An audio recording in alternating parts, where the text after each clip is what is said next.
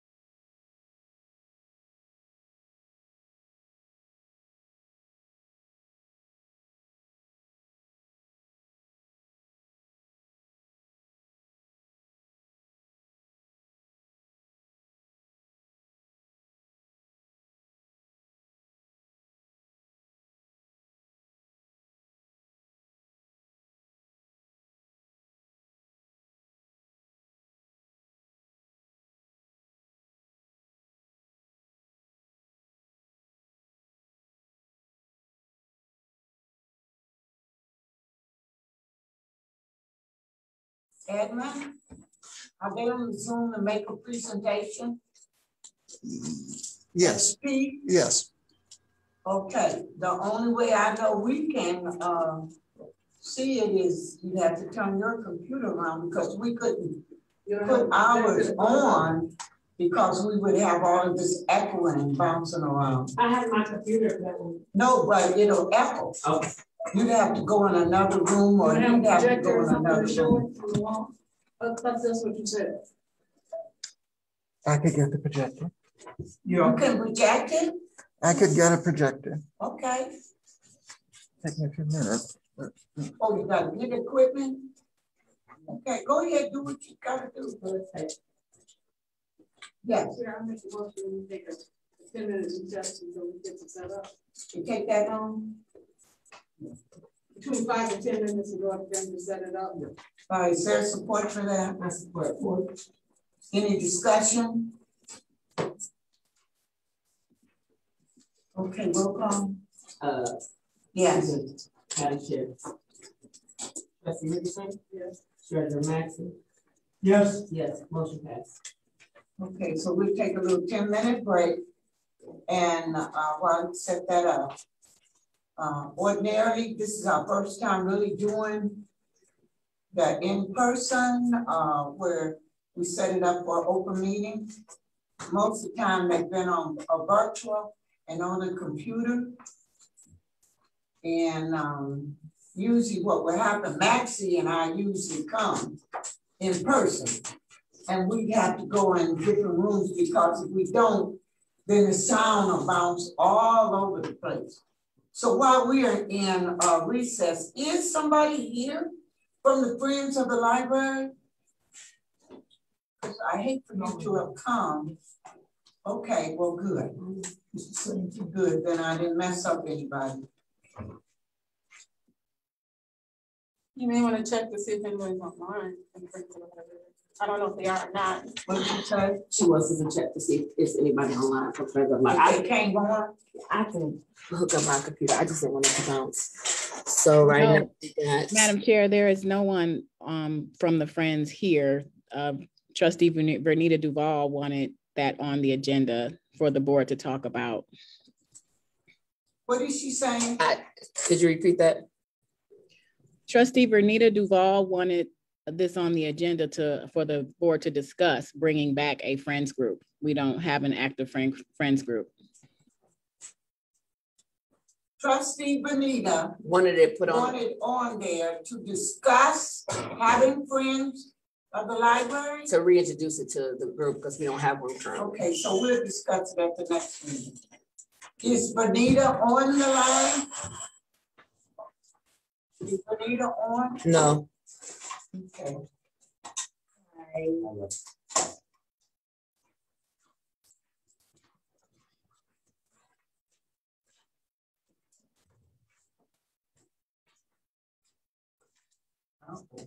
That's what he was feeling projected. I thought he could have put it on the wall. But we asked where we could show it, and you said over there. Yeah, the wall was white. I thought he That's had. what I'm saying. That's what I thought that he was going to do.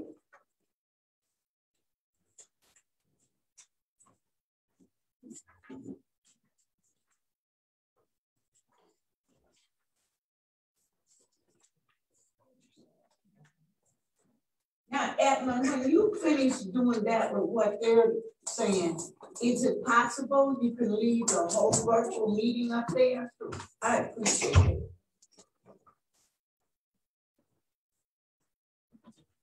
I'm not very technology savvy, so that's why I have to ask all these questions.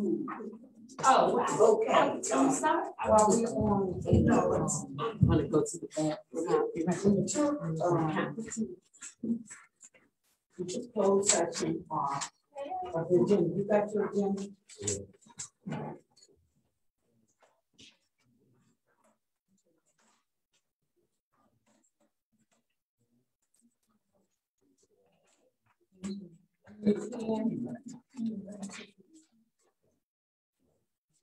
And your agenda copy says 23rd, but it's the same, it's 27th. The closed session on.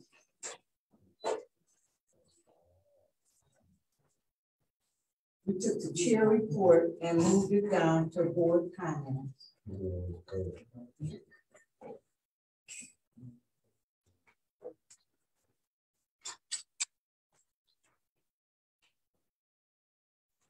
And we added a 14C. And the 14C says to consider and vote. Can you read my writing?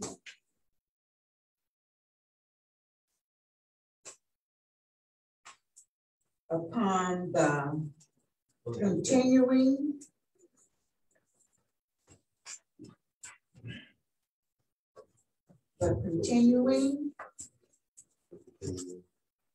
at will employment of the library director.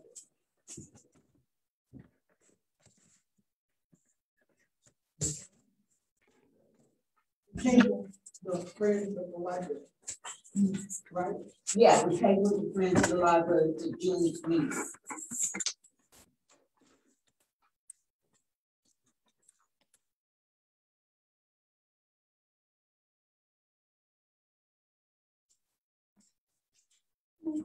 And to that, I guess we don't need to discuss it.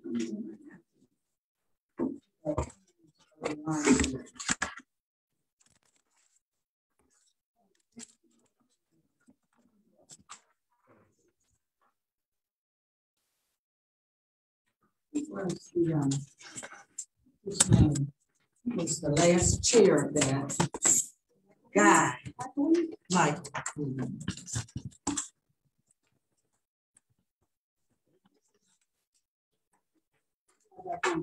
Madam Chair, this is the condensed version of the, or is this just the version?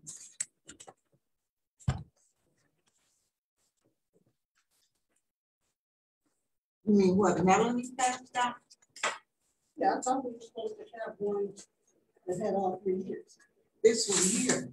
You don't have that? You don't have that? I left it in the car. I'm sorry. That's fine.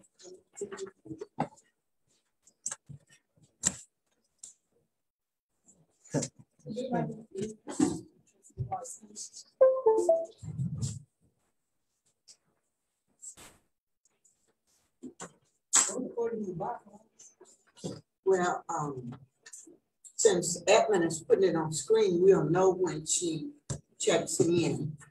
Excuse me, were we having a sign-in sheet or is that just for public comment? Okay, never mind.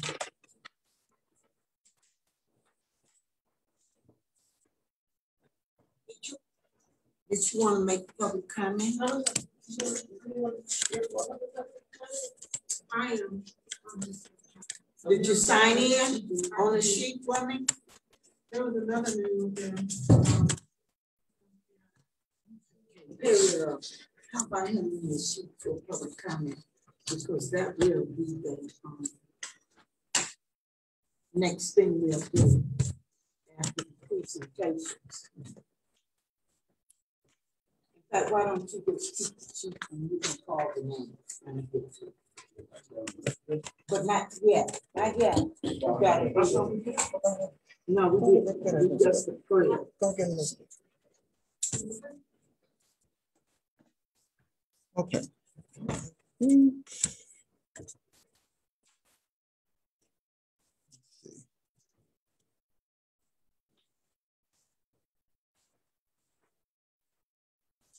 Okay, we should be ready here.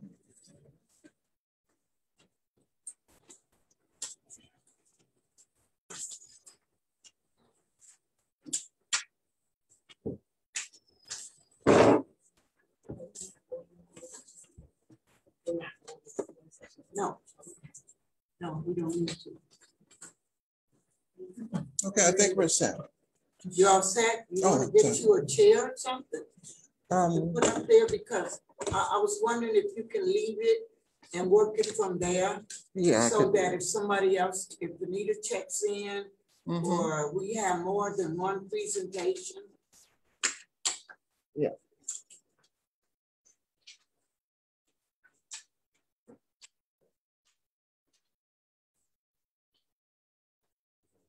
Yes, sir. Yes. Are you ready to read the We're As ready soon on as the he's screen. ready. reading? I'm in, yeah. Okay, yes. Madam Chair, I make a motion that we reconvene to our scheduled meeting. Okay, is there support? Max support. Any discussion? Any discussion? Questions? Roll call? Madam Chair, Yes. Vice Chair. Yeah. Trustee Richardson. Yes. Treasurer Maxey. Yes. Yes. Motion carries. Okay, can you let XP know to come in? Yeah.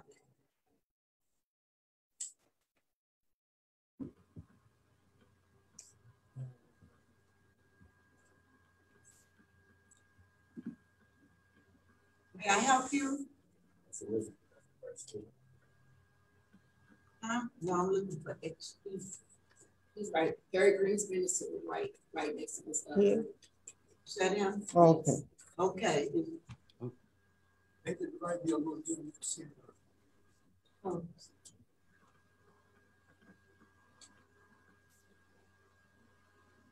Come in. No, you can go in front of me. You can see if it's going. I don't know if it turns. No, it's not. That's up to you. Let him get it. He knows. It's gone. Somebody turned the wrong switch. Touch the switch. Touch the switch.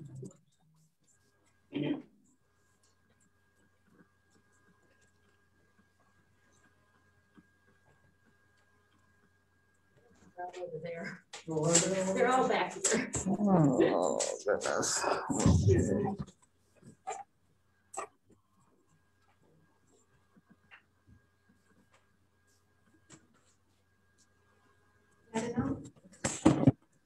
You want it on up here right now? Yeah, if they can, but if they can't. Just wait.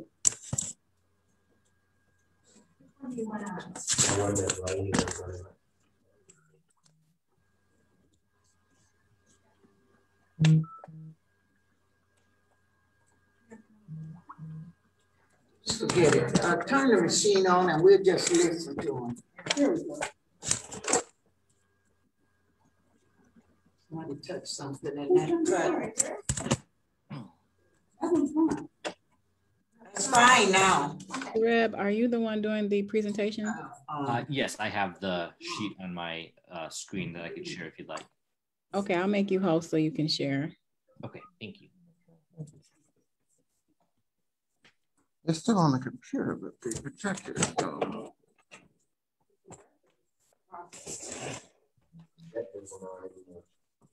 His computer is. This computer's on. The projector's on. But I was looking here, I don't see nothing on his computer. See? Yeah, the computer is on. But this projector is going. Surge protector on this. Turn the switch back on. There's a surge protector. No, it just goes here. It'll cut off.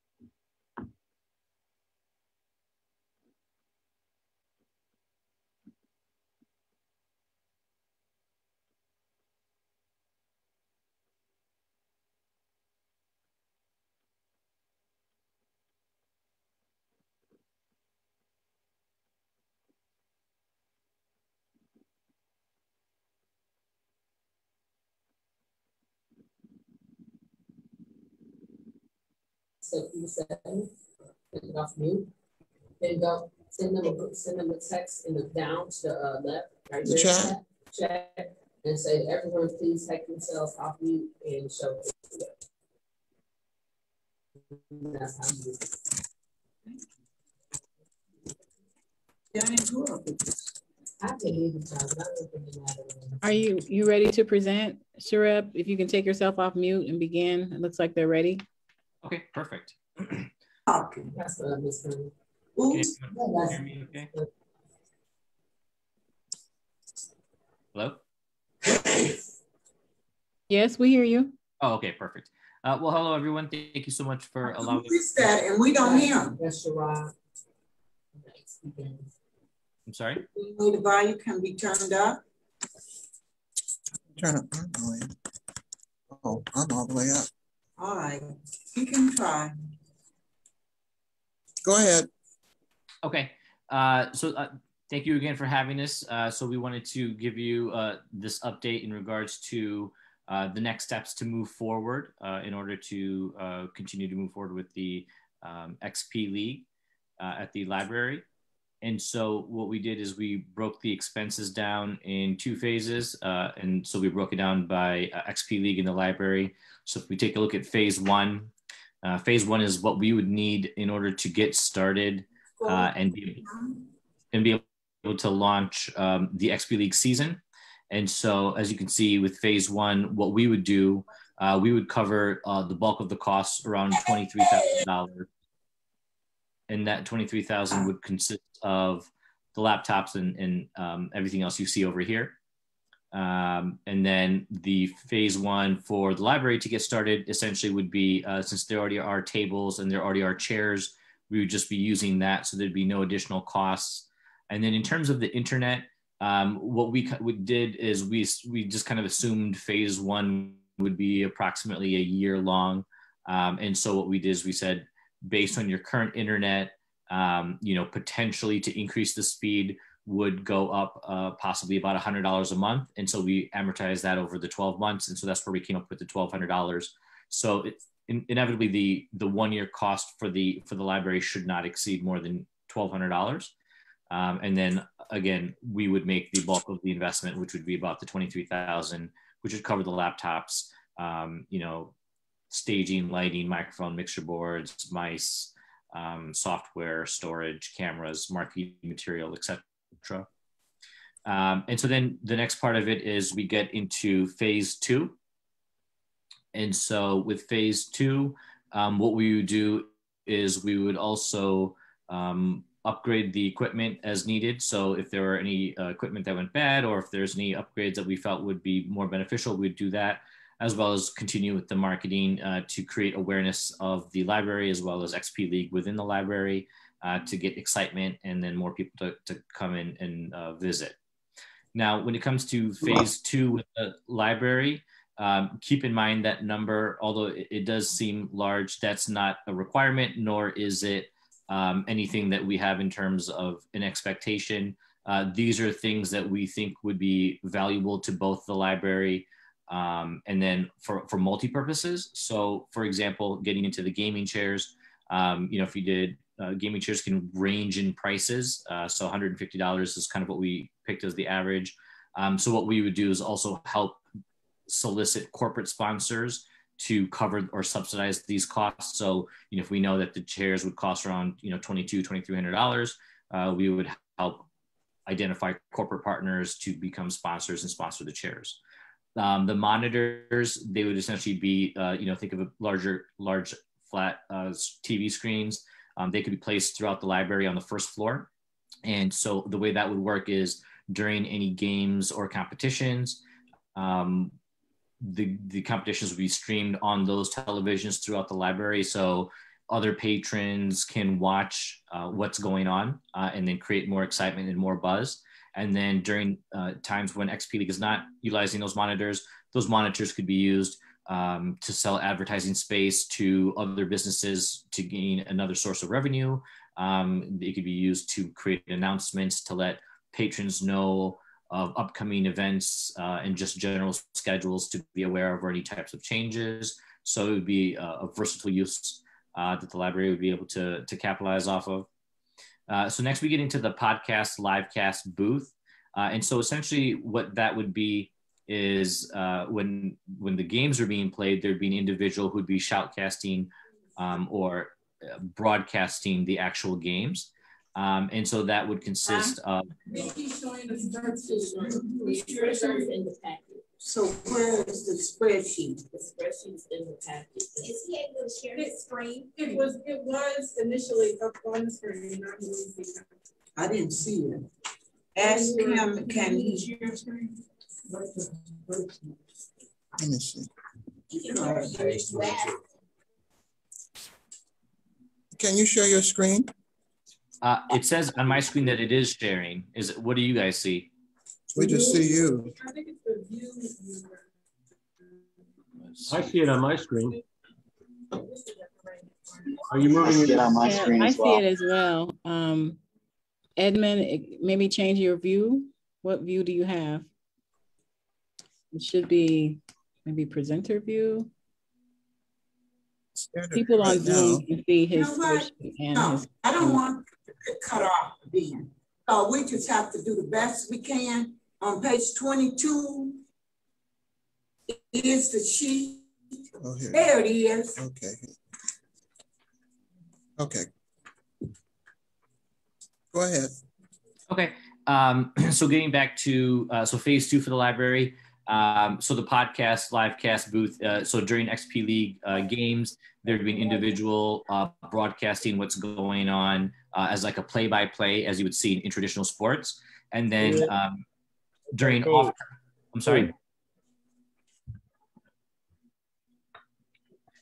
So during off time when XP League wouldn't be utilizing it, the library would be able to either rent that space out, or they would be able to teach classes on how to utilize or become a podcaster, how to be a livecaster. And so what we did is we put the maximum price that we thought would cost to put something like that together. Now, you know, in what there is, there's a range in there, and it's going to be contingent upon, you know, how extravagant and how big you want it to get. But what we saw was there was a room on the first floor where you had a 3D printer, that room would actually work perfectly as a podcasting livecast booth. And to be honest with you, from minimal investment, that could be easily turned into one of those podcast booth. And what we would do is we'd also, again, help find corporate sponsors to cover those costs. So for example, reaching out to a broadcast school or other businesses that kind of cater to that niche, we would reach out to them, present them with the opportunity to either, branding or labeling or something to help subsidize that cost. But if you were willing to do some sort of makeshift, you could drop that price from $15 to potentially up to $2,000, all the way down to $2,000. And so that would, reduce that. And then in terms of headsets, again, you're looking at a price of around $2,300. We would reach out to corporate sponsors and try to get them to either cover the cost or subsidize the cost of all of that. So really that's, again, not a requirement. That's just things that we would say that would make it fun, more exciting. And if you guys are interested, what we would do is at that point, work with you to find corporate sponsors to help subsidize those costs. Any questions? Okay, are there any questions or comments about his presentation? And hopefully we understand that there's a phase 1 and a phase 2 to this. Yes, Melanie? So Madam Chair, just so that everyone hears, the cost to the library will actually just be the internet, correct? The cost to the library would be, just a minute, for phase 1. Correct. It would just be the internet for the library. Yeah, the I just want to make internet. sure everybody heard that. And secondly, Shura, just for clarity, the cost that you guys will be taking will be $22,895, correct? That's what we're estimating our cost would be to bring the program to the library. No, I understand. And I just want everyone to hear that. Thank you so much. I appreciate it. Oh, no, thank you. The second phase, which would be year 2, it would be 21 if we did the podcast, that room, either upstairs or down here, because that would run about $15,000. The podcast booth also could be, say, leased out or rented out for other purposes. But if we didn't do the podcast booth, we would subtract $15,000 from that $21,100. That would be our cost for the second year. For the second year. Yeah, if we didn't do the podcast. Any other questions or comments as it relates to the presentation? Yeah, we do. Yes, go ahead, Max. All players placed on Super Bowl team level. No player would be left behind. No participant would be left behind. My question is, we had 24.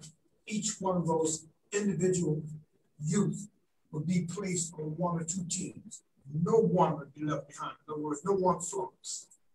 No.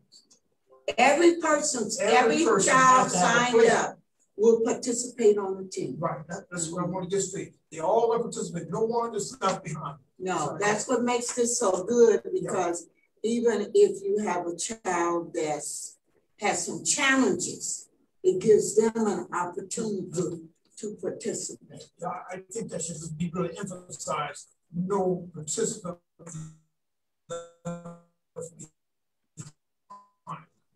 No, everyone will be on the team. Okay. Can we ask questions, or is it just the board? No, just the board. But if you're down for comment, you could include whatever your question is in your comment. Okay, thank you. Any other questions before we let him go? Okay, thank you. We have you down as an action item, and it's later on in the agenda.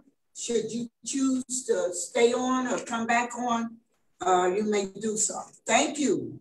Thank you for having. Thanks for having us. Bye, everybody. Thank you. Okay, is anybody on to do the presentation for the pavilion? Do you see any names? Yeah. Hello? Are you doing the presentation for the pavilion? I'm waiting to hear from Max because he was going to, but I don't think he's having. Max is on here. He's muted, right? Max? I'm on. I'm just trying to get to a quiet place, so I'm on standby.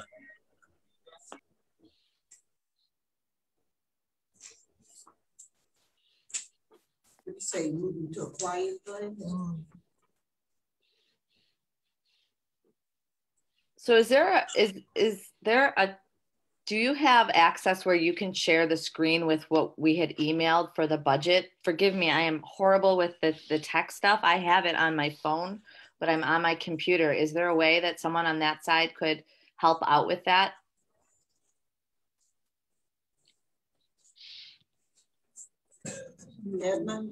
Devin?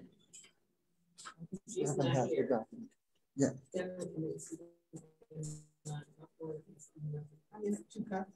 If it's what's in the board packet, I could share that.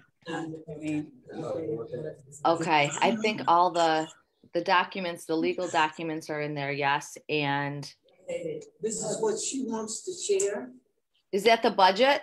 Yeah. Should have been in the packet.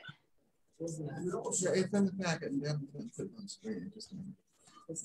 There should have been two different emails of information. One was just the budget and the other was all the legal documents. Do you have either of those? What you mean about from Oakland County? Say that again, Rosie. From Oakland County? No, today I sent 3 documents to Mrs. Hatchett and to Devin, and then I believe 2 days ago there was the budget was sent. This is not the right one. This is the old one. Here I can. You don't have a budget in your packet? No. Okay. If I email this to you, can you share screen, Devin? I will check my email. Yes. Okay. Thank you. The packets were done last week, so we have in there what we had at that time. So the stuff that was emailed today didn't. We had a committee meeting and we had decided we were going to give the board those documents. It was a last minute. So if there is a way to provide those to the board, that would be very helpful because at some point, because they're the legal documents that I think will hopefully shed some information. Okay, here, Devin, I'm going to email this to you. Hey, but I'm not going to keep fooling around with this. So what we can do, they're on the agenda twice under action. Is he ready now? Is Jermaine ready? Is Jermaine ready now? She's on mute still. She's on mute. Because if he not, I can move on and they can come back. Is that it? Max, are you there? Yes. So what do you want on the screen to share with us? I believe we sent the budget to Devin. Did you get the budget in your email? Devin, do you have the budget? Yes, I am about to screen share. This was sent a little while ago, just a moment. Okay, here we go. Can you see that? Is this the budget? Yes. Yes.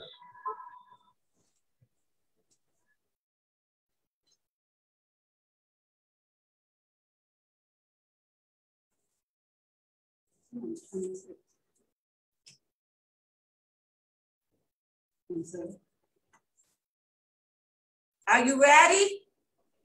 I am. Well, go ahead and present. Okay, so basically, what we're asking is that the library just basically make upgrades to the property, such as the pavilion. Painting for the pavilion is estimated at $2,000. Also, removal of the fence, replacing the ceiling tiles, and all the things that we're listing. Most of them are what we need to pass the health inspection itself. Electrical upgrades, and also with the bathroom, we had two choices. Either a bathroom can get built, or we can have access to the bathrooms on the days that we have the farmers market, which is from 12 p.m. to 6 p.m., the hours that the library is already operating. Now with the oven, we're asking that the library can maybe put a bid out to see who can fix the oven, because we had received quotes ranging anywhere from $1,000 to $40,000, just depending on the mechanism of the hood. And also a freezer so that we can have additional produce from the chefs and some of the vendors that's going to be coming in willing to use it.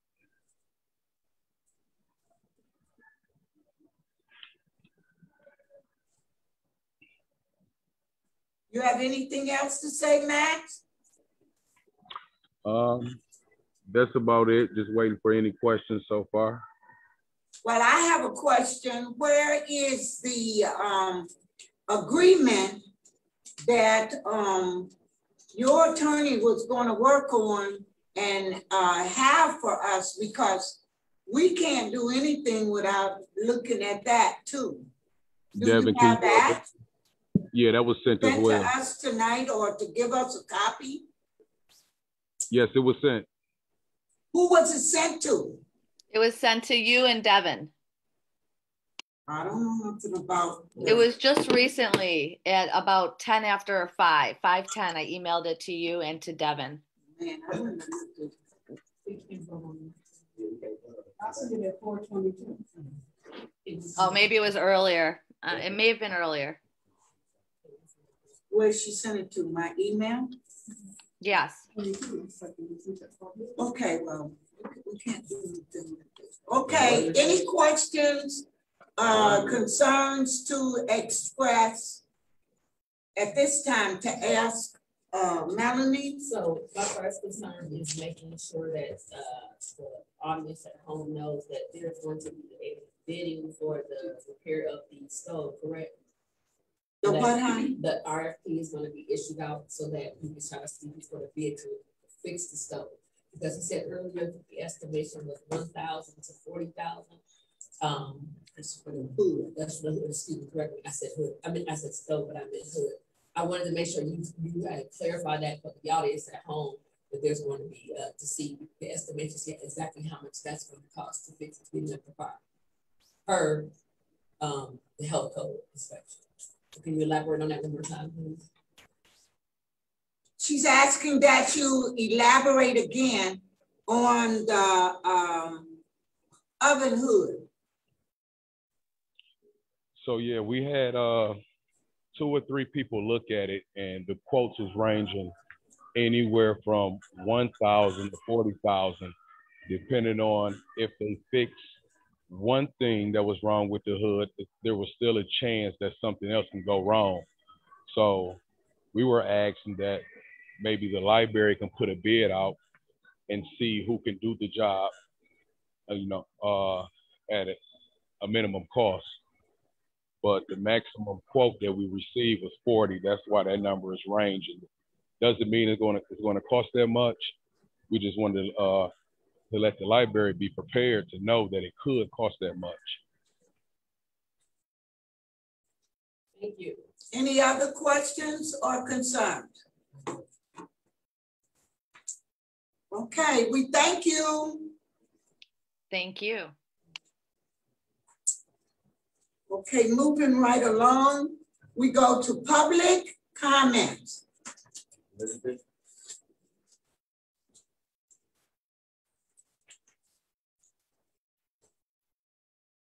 Is her last name there? Yes. My name is Elizabeth Prince. I am an employee of the Elizabeth what? Prince.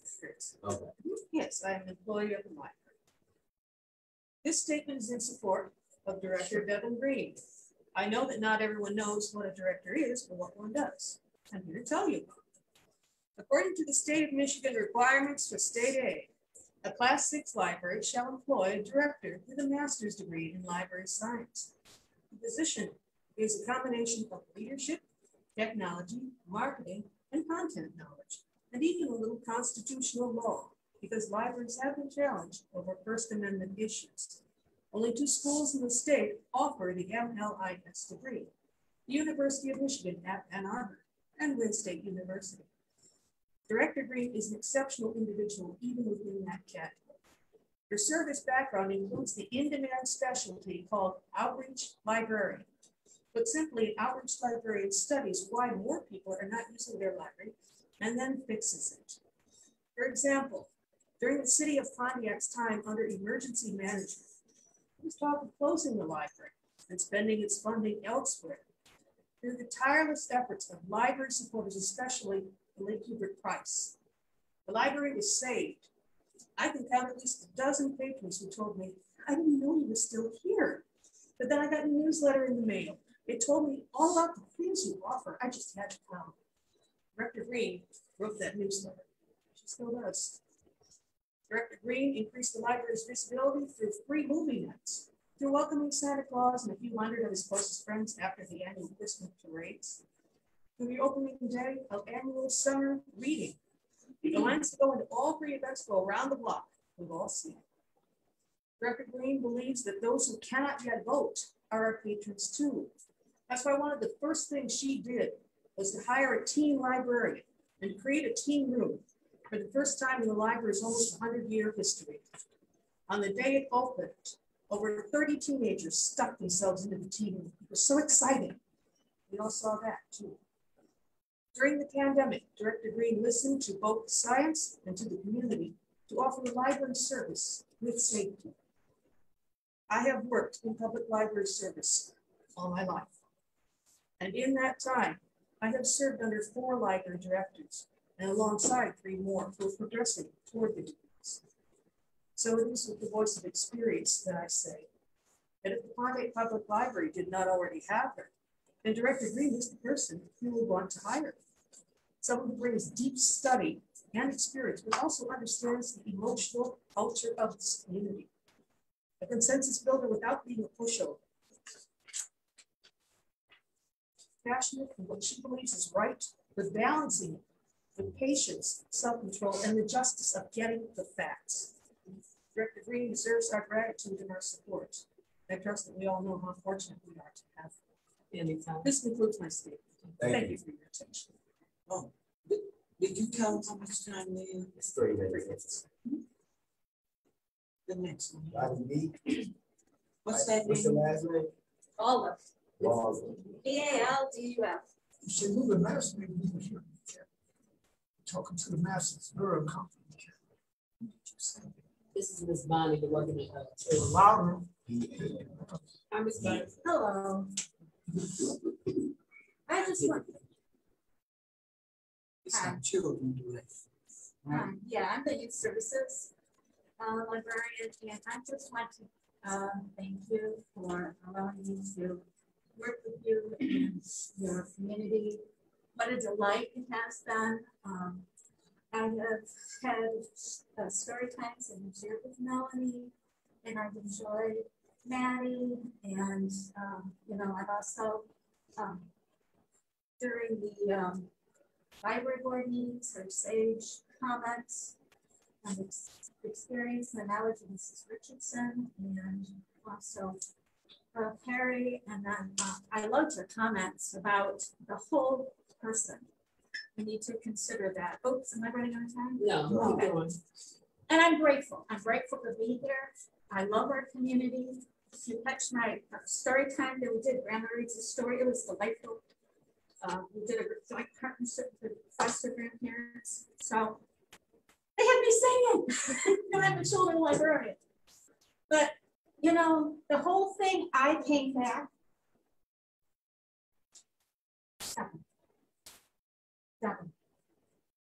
Devin Green.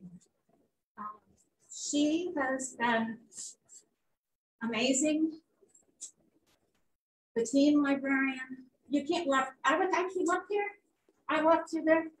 I looked at the wooden bookshelves in the children's room. I looked at the teen room. I looked at the shelves that are no longer utility shelving, but library. You have done an amazing job together. Together. Together. I'm a children's librarian, a little flamboyant, okay? But you have. And the thing that divides us is this darn COVID. We should be fighting back. We have to support. Yeah, you know, I'm imperfect because everybody knows I'm imperfect. And Stevie is, you know, Kevin's imperfect. She's an amazing. And what you have done with her is amazing. Please. I don't know what, I was trying to figure out what was wrong or who did it. You know, I finally said, you know what? We need to come together as your community has made me feel. Family. As a family. Thank you. Thank you.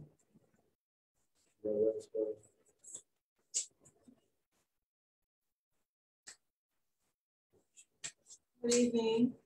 Good evening. So I have a couple concerns.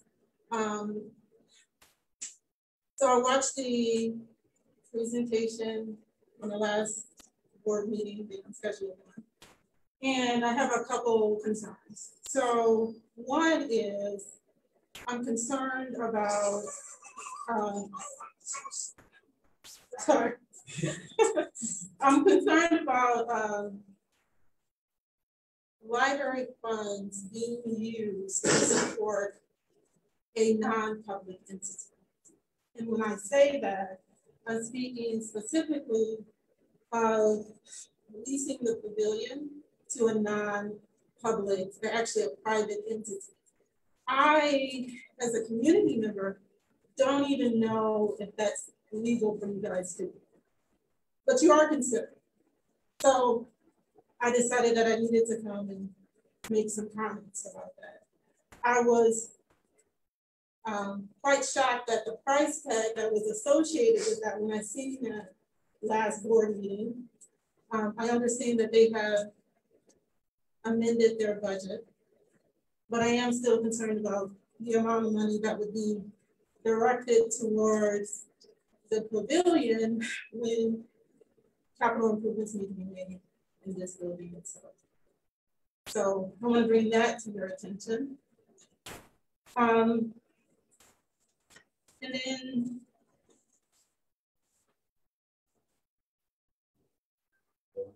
I'm also concerned about whether or not due diligence is being done in regards to looking at that proposal and in regards to making any leadership changes within the leadership body here at the library. When I say what I mean by that is I want to make sure that if you're considering doing anything with Mrs. Green, that you guys have looked at and done your due diligence as far as performance reviews and things of that nature. If you haven't, I think that you are at risk of putting the library at risk of legal action. And as a citizen of Pontiac, I am concerned. Thank you. Thank you. Tamika Ramsey.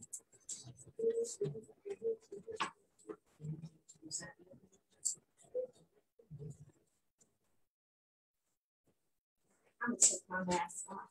I'm vaccinated. Thank you for the presentation. We have to. Talk louder. I will talk loud. So one, my name is Tamika Ramsey. I'm a resident of the city of Pontiac. I appreciate the thought of getting the pavilion up to date, but if we are going to do that, I want to make sure that it is an income generator for the library and not for a public entity. I'm sorry, a private entity. I think that over the last couple of years, I go out of town a lot and I go to libraries and I always get sad because I'm like, we deserve better in Pontiac. Our kids deserve better. And I have seen programming improvement over the last years, but not the physical space of the library. And so if we are looking at spending money for the library, I would like us to look internally first. I'm not saying that the pavilion couldn't happen. And even if we had more businesses that would like to rent it so that we can make sure we're generating income. If it can make money, I say less improvement so that we can make money. But for me to say, I need y'all to fix up this space because I want T. Ramsey here and I'm not going to pay y'all rent, but I'm going to get clients, it sounds crazy, right? So I just wanted to bring that up. And also, I don't know what's going on with any changes in leadership here. I think if anything is to happen, like people need to understand what's going on. As I said, over the last couple of years, I have seen improvements with the library when it comes to programming. But if there are other things going on that would change the direction of leadership at the library, I think the public needs to know because we are invested in this library. We are invested in the people who run this library. And we want to make sure that our children, because I know kids come here before COVID, like this is their community. And to make any changes without any explanation or making sure that community doesn't understand that, I think is a disservice to everybody. And once again, I don't know what's going on, but I would like to. So if we could have that conversation or if y'all could steer me to where I can understand more of that, I would appreciate it. Thank you. Well, I want to thank each and every one of you for coming out and showing an interest in the library and making the public comments. And we made note of them and hopefully we'll try to keep you informed of what's going on. Okay, now.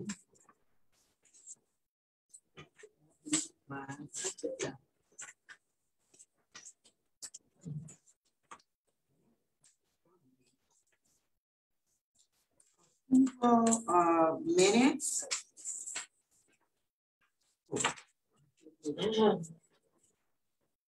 I'll entertain a motion to approve the minutes of May 6th. I make a motion to approve the minutes of May 6th. Okay, any discussion or questions? Corrections. Okay, roll call. Madam Chair. Yes. Vice Chair. Yes. Senator Maxey. Yes. Trustee Richardson. Yes. Yes. Oh, let's start. Chief. Trustee Duvall. Trustee Duvall. She's on mute. She's taking herself off. She's on mute. She's on. Trustee Duvall. Yes. I can't. She said. What? She said yes. She said yes. Yes. That motion passed. Okay, our financial report. Good evening, trustees. Starting with the budget versus actual on page 23.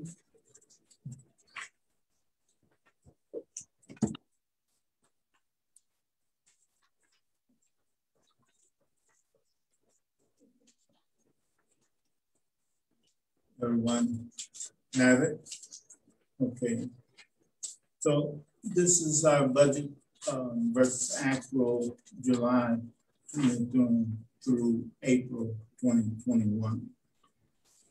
And we have a total income today of $788,546.49 versus a budget of $797,227.29.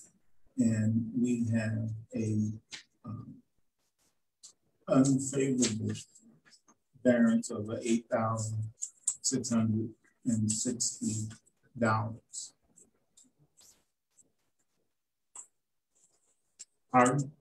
I was saying 80 cents.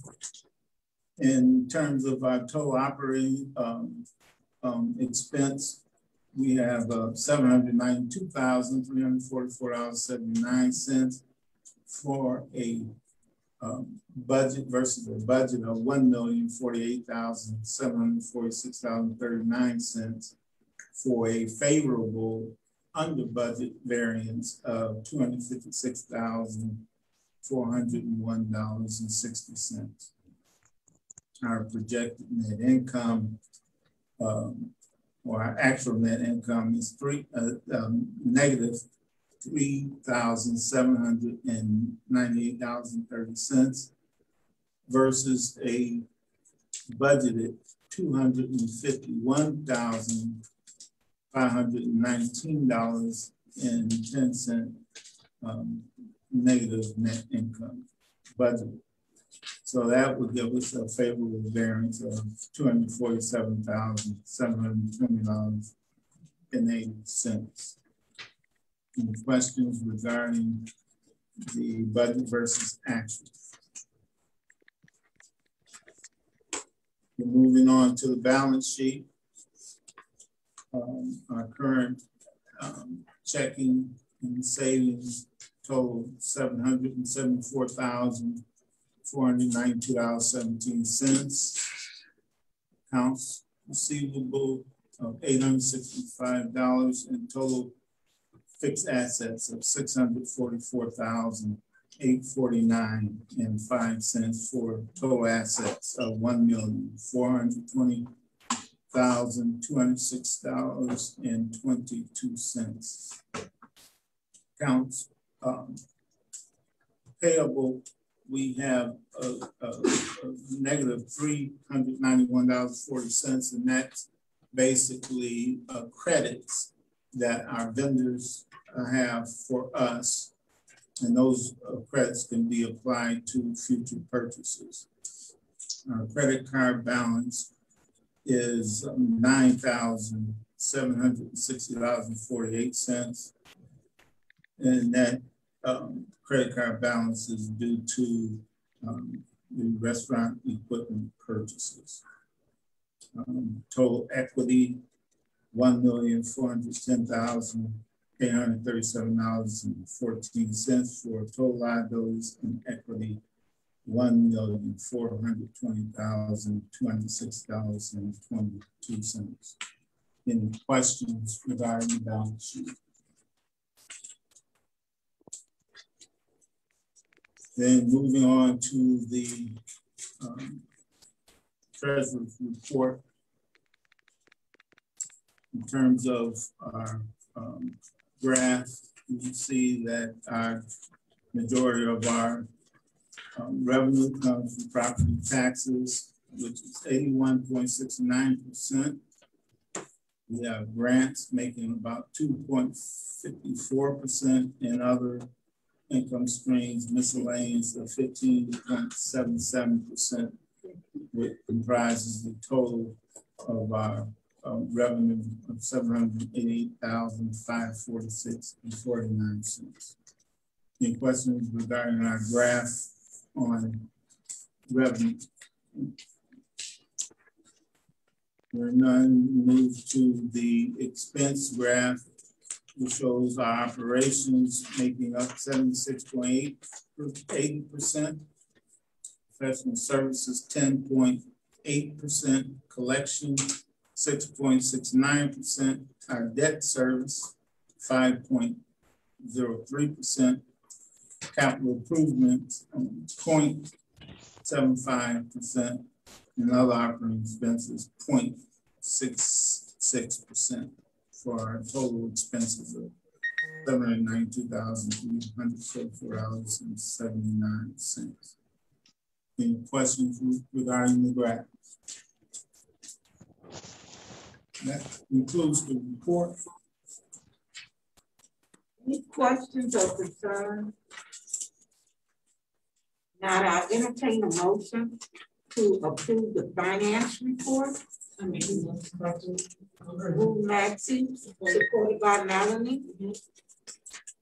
No questions or concerns? All right.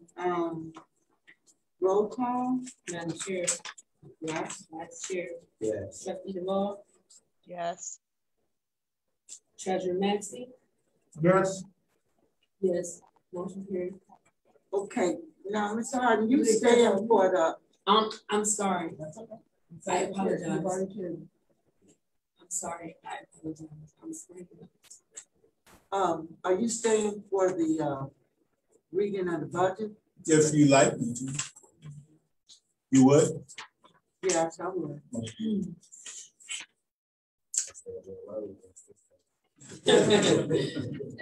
Oh yeah, that's he paying for the times we let it go early. Okay, director's report.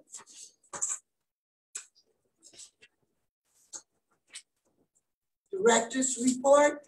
Yes. Can you all see the proposed budget? Yes. Yes. Okay, so this is the proposed budget for the next fiscal year. Yes. Rosie Richardson. Can we see all three? I don't know. Budget. No, this big sheet. I'm looking at the expanded version.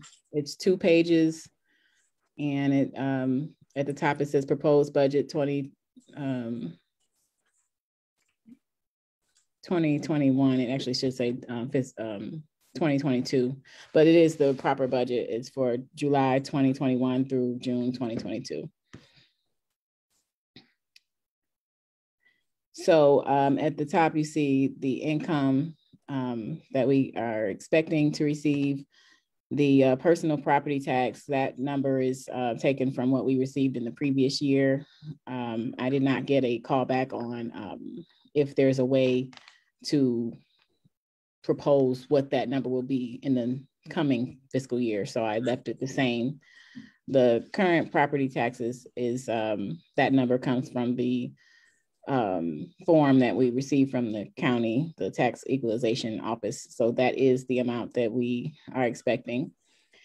And the property taxes other is another category that it is tax from previous years that comes in throughout the year. So that number reflects what we received previously. We could receive more or less, but for now, that's what that is in that category. So the total for that category is $1,016,196.73. For grants. It sounds like it is.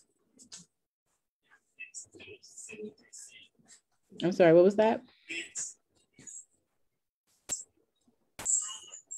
Nothing. Is that louder? Go ahead, Devin. Okay, so then under grants, I put 25,000 because I've gotten at least that much. I've gotten more, but I felt that 25 was a good reflection of what we can expect to get. If we get more, you can always amend that and put what we actually received.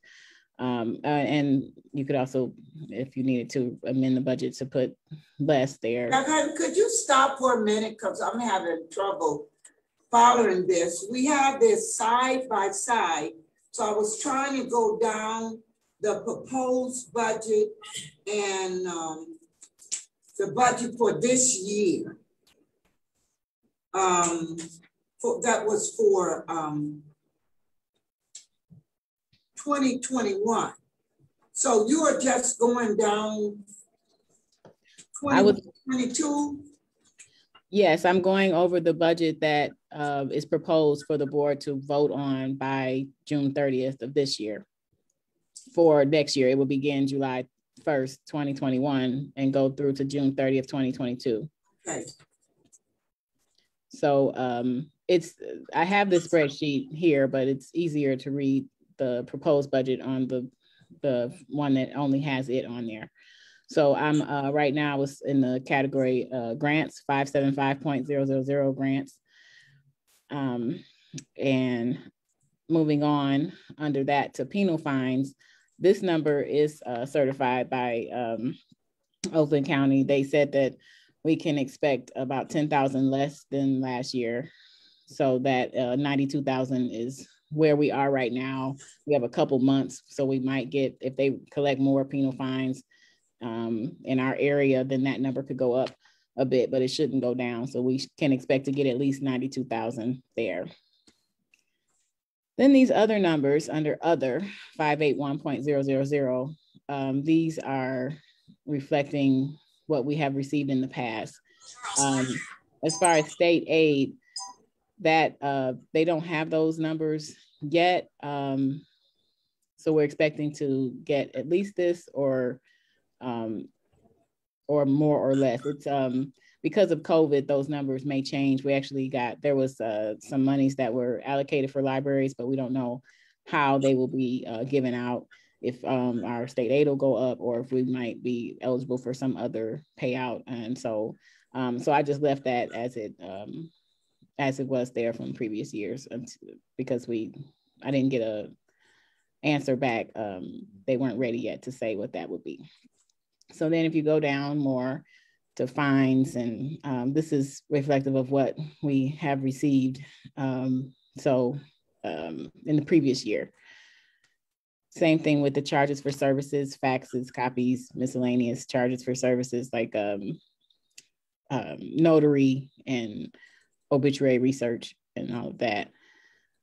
So then there's E-rate revenue, and that is the amount that we received before. And we didn't get anything saying that it would go up or down. So copied that same amount over.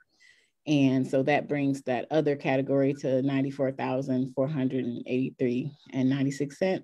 And that brings the total income to $1,227,680.69. So now going into expenses, the debt service, this will be for the shelving and the cooling tower that we're still paying for. So for the next fiscal year, the payments on that should total $47,801.88. And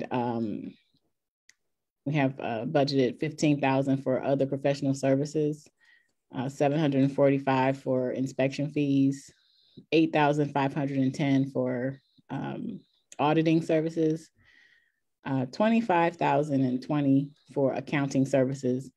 In your packet, there is a let's see if I can go to it right quick. Oh no, hold on. Actually, I don't have that handy, but I can pull it back up. In your packet, there is a proposal from our accountant, Benson Harden, about the services that he offers, and then he's offering some expanded services for a small increase. So the increase will be $360 more per month beginning in July of 2021. And for that, we would receive everything we usually receive, but also advice regarding cash management and investments, record related expense allocations and preparing for grant reports, and assisting the director in the preparation of the annual budget. So that will be for the next fiscal year, and preparing the monthly treasurer's report, and consulting with the library director and board of directors on related business matters of the library. And so I am recommending that the board, when they approve this budget, approve that line item as it stands, accepting his proposal. Under legal services, we had $8,000 from before, and we left it that same way. Same thing with professional library membership. That's with the library network and other, there's a whole suite of services with that entails. And so we're just looking to copy that over and keep it the same. Now, furnitures and fixtures, they have $3,768.76. Copier maintenance, $6,000. The maintenance of the fire extinguisher, $183.89. The HVAC maintenance, $3,600. The building maintenance overall, $32,400. The utilities, gas, heat, $8,000. The water, $10,500. Electricity, $26,079.47. Public notices, $417.63. Printing and bindery, that's the mainly the print newsletter, $16,374.27. Community promotion, that's 1,000. Communications telephone, this is the voice over IP and the hotspots. This is $43,667.24.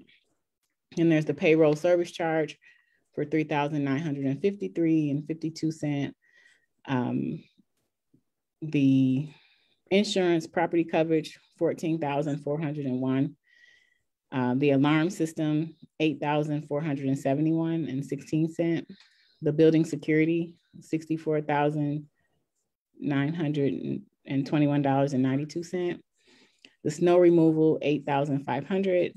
Janitorial services, $34,200. The mowing, $6,949.95. Computer equipment supplies, $9,671.04. Personal computer software, $2,000. Bank fees, $4,000. Large mailing, $12,000. That's the postage for the newsletter. Then general postage, $3,000.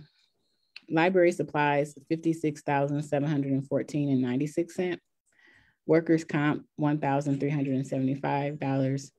Medical insurance, $84,000. Payroll tax expense, $34,935. Permanent employee wages, $450,800. That's the same as previous years. That brings operations down to, that brings that up to $952,603.81. The collection, $75,000, which is also the same as previous years. Capital improvements, $12,000. I put this $12,000 here, hoping that we could touch up the paint all through the library. So we had the reference area done recently, but there's other areas, there's like doors and just other areas that show wear. And that might be a somewhat low estimate, but I think that that would be a good start. And the local painter that did the reference area, I'm suggesting that we go with him again. He's local and minority owned business, and he did a great job. If you haven't seen it, I suggest you take a look at the reference area. And then admin allocation, that's for conferences and professional development for the staff and library board. And that was at $13,000 before, and so I left it that way. So this budget zeroes out. So I'm proposing that the library, the expenses match the revenue. And so that would mean that we would not take any money from the fund balance. And that concludes my report on the proposed budget. Okay, are there any questions or comments on the proposed budget? I didn't hear half of what you said, but maybe y'all did. Ms. Richardson, did you have a question or comment? Ariel, did you after her? Okay. I guess I'm looking at the proposed budget, and can I ask someone, can you clarify that this is the money, the property taxes is going to be coming in August? Is the reason that the number is so low right now? Which one you looking at? Which budget? What page? The first page. At the top. 405001. Oh, personal property tax from this year. Okay, and I'm looking at the personal property tax for 19 and 20 has the same exact amount.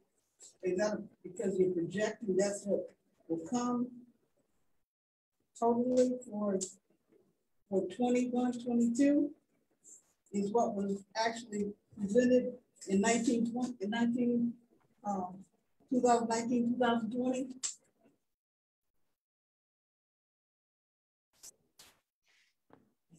Did she hear you?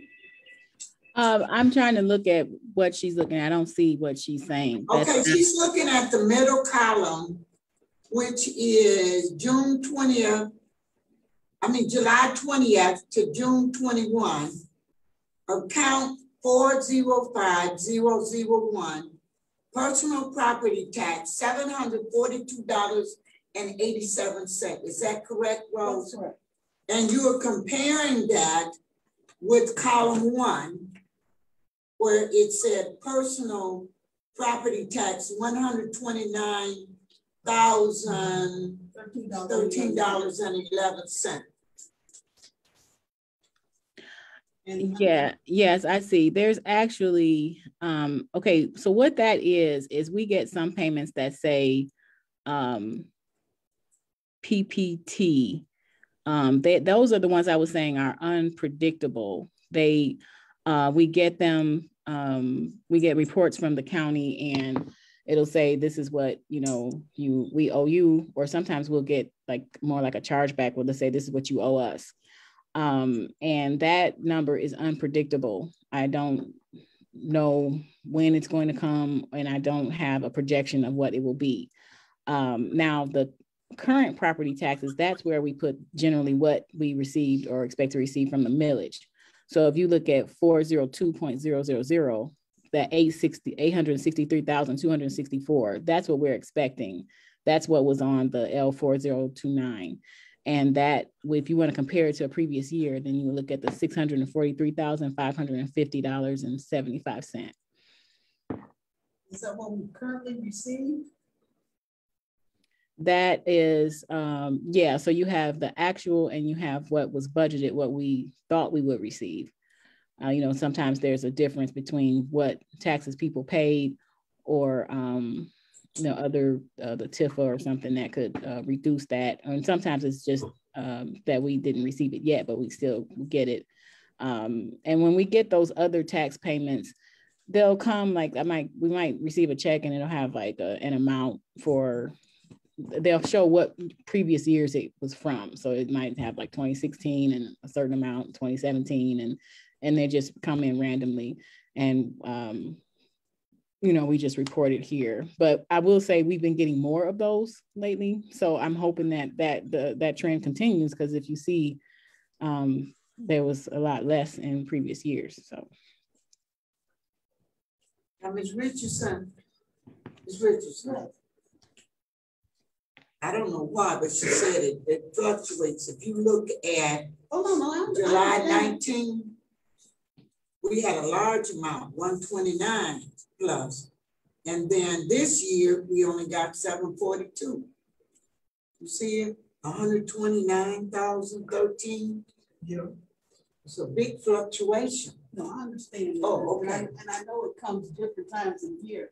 And I know that there's a period of August where a lump sum comes in. So okay. But I'm asking the question because her projection is for the 21-22 is the same amount that was projected for, that was actually given in 2019 and 2020. Right. So, and then I'm looking at the legal services. Legal services. Right, that's down at 804,000. Okay.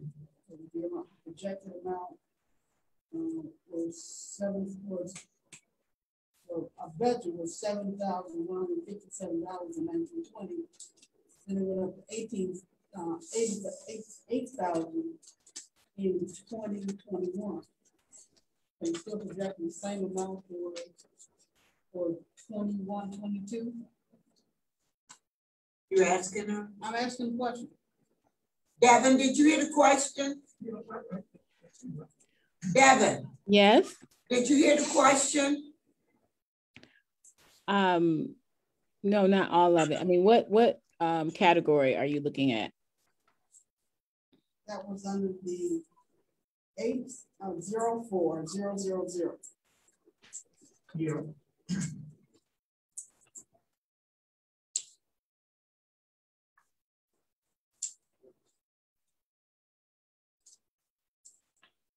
Legal services? Is that what you're asking about? Sorry? Legal services. Yes. Yes. Okay, so we just copied over a projection from previous years. That's not, I mean, that's where that 8,000 came from. So you're asking for the same amount that was projected this year? Yes, in most categories, that's what I tried to do. But if in order to zero out, I, tweaked the numbers on categories that we could afford to try to spend like a little less to make the budget balance. So I did that with like supplies, and I was trying. There's a few places where we can adjust the spending to try to tighten the belt to try to match, so that we don't have a deficit budget. And there was no, the only capital improvement listed was the $12,000 for painting. But obviously, I know we had the other reports, and there's other things proposed. So that area is where you would add that money if you were making other capital improvements. And then you would have to take it from the fund balance or take money away from some other category. But it doesn't have a lot of room. We don't project that we would get extra money so that we have lots of money to spend. If the accountant is here, can he speak to the deficit budget situation? Mr. Harden, do you understand what she said, and can you speak to it? I didn't hear. Yeah, she's speaking to the deficit, projecting a deficit budget, mainly spending what we had a pattern of doing for several years, having revenue and expenses exceeding revenue, and then balancing that with our fund balance. And so that's what we've done on several successive years. And the state basically frowns on that, and they send a letter each year to the library for an explanation as to why you're doing that, and warning that they have potential to take over funding if we can't operate with a balanced budget.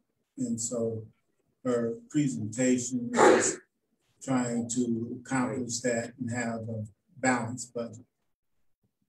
Okay. Now, why are we going back up to where we were in 19 for the building maintenance?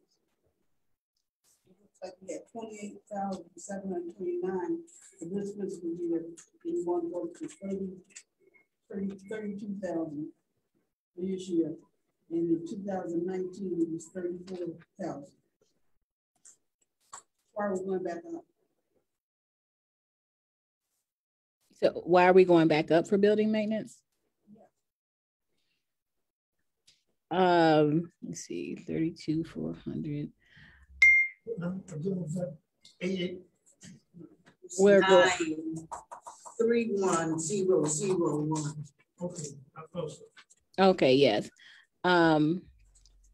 Yeah, that's just a small amount based on the different repairs that we need. I mean, it's a projection. We could, there's not a certain building maintenance item that I know will be 32,000. It's just, every time, like right now we have, we're waiting on a quote for a water fountain, and we actually need the HVAC in all the restrooms. I don't know if it's not there at all or if it needs to be repaired, but we don't have ventilation in the restrooms. So there's 4 restrooms that need ventilation. And some of them have cracked tiles and stuff and need tile work done. So that is under building maintenance, but I mean, we don't have those quotes, so there's no telling. It may be more than what we can afford to budget. But that's why I put that there with these different projects in mind, just trying to be, see what we could do that was conservative, or, if we can find some type of funding for the infrastructure.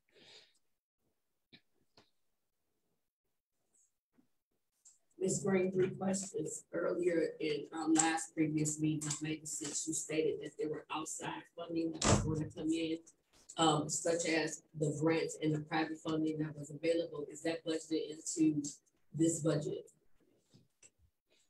Only 25,000, because with the last budget, I was actively working on grants. And so the 402,000 that I had proposed was the amount of the grants that I was applying for, but we did not receive all of that. And it was it was actually pretty frustrating working on the budget with the budget spreadsheets and stuff. That's another reason why sorry, I'm having a technical difficulty with my screen.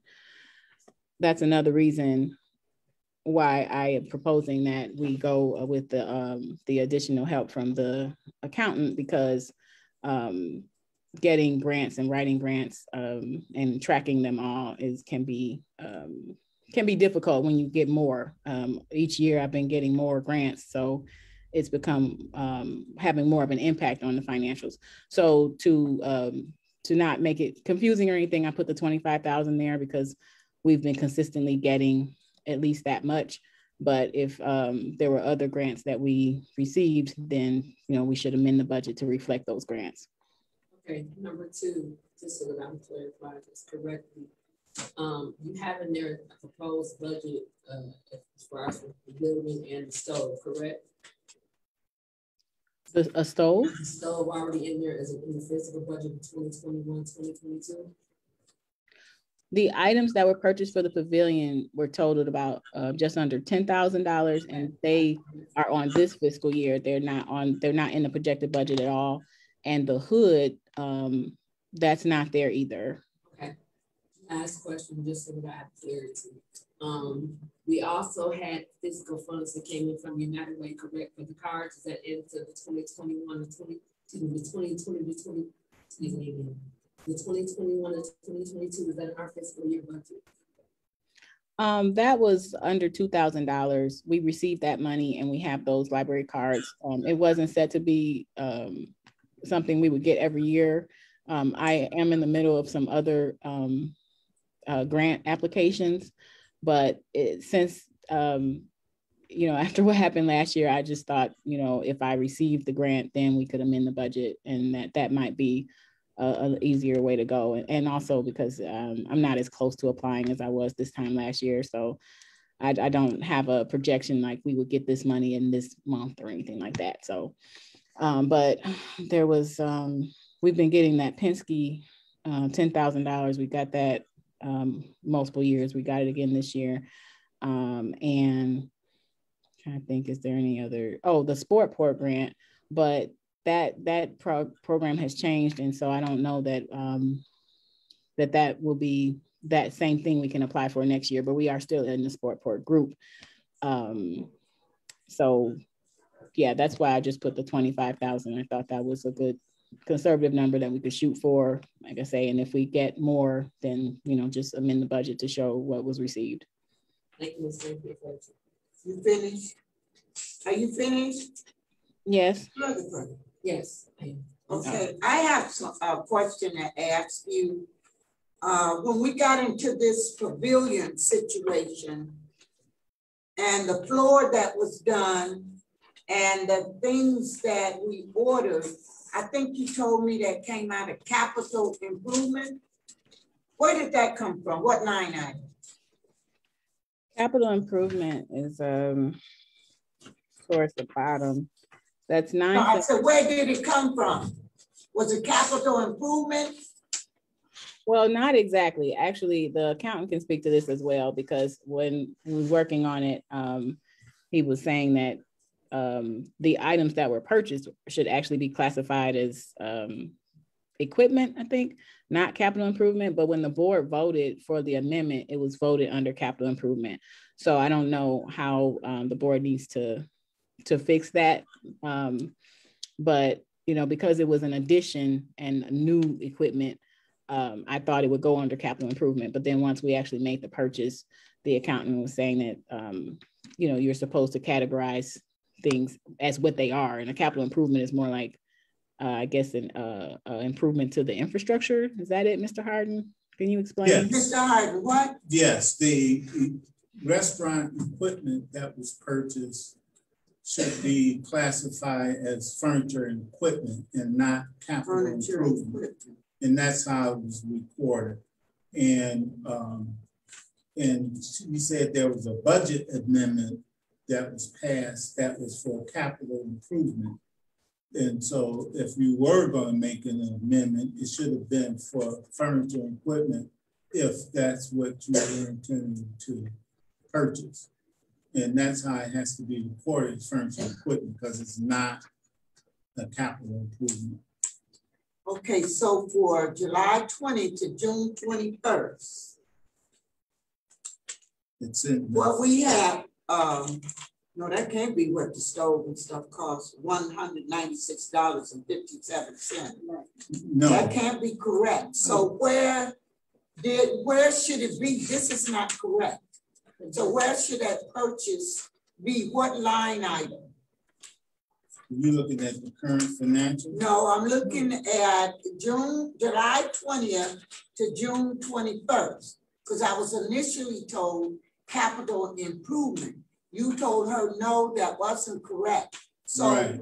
Where should we be showing the amount that we have spent already? It should have been in the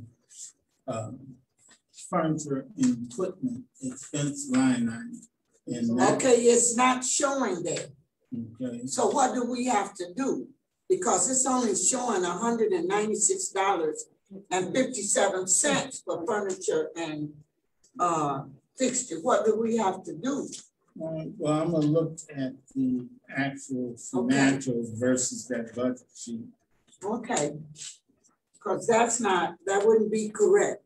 And we have $30,000 budgeted under capital improvement. So is that where the floor came out of, Devin? Yes, the floor was about 2,000. So now if I go over to the proposed budget for capital improvement, I had it marked, let me see. Capital improvement, I'm doing this for a reason. If I go over to the July 21st to June 22nd proposed budget for capital improvement, we only have $12,000 in there.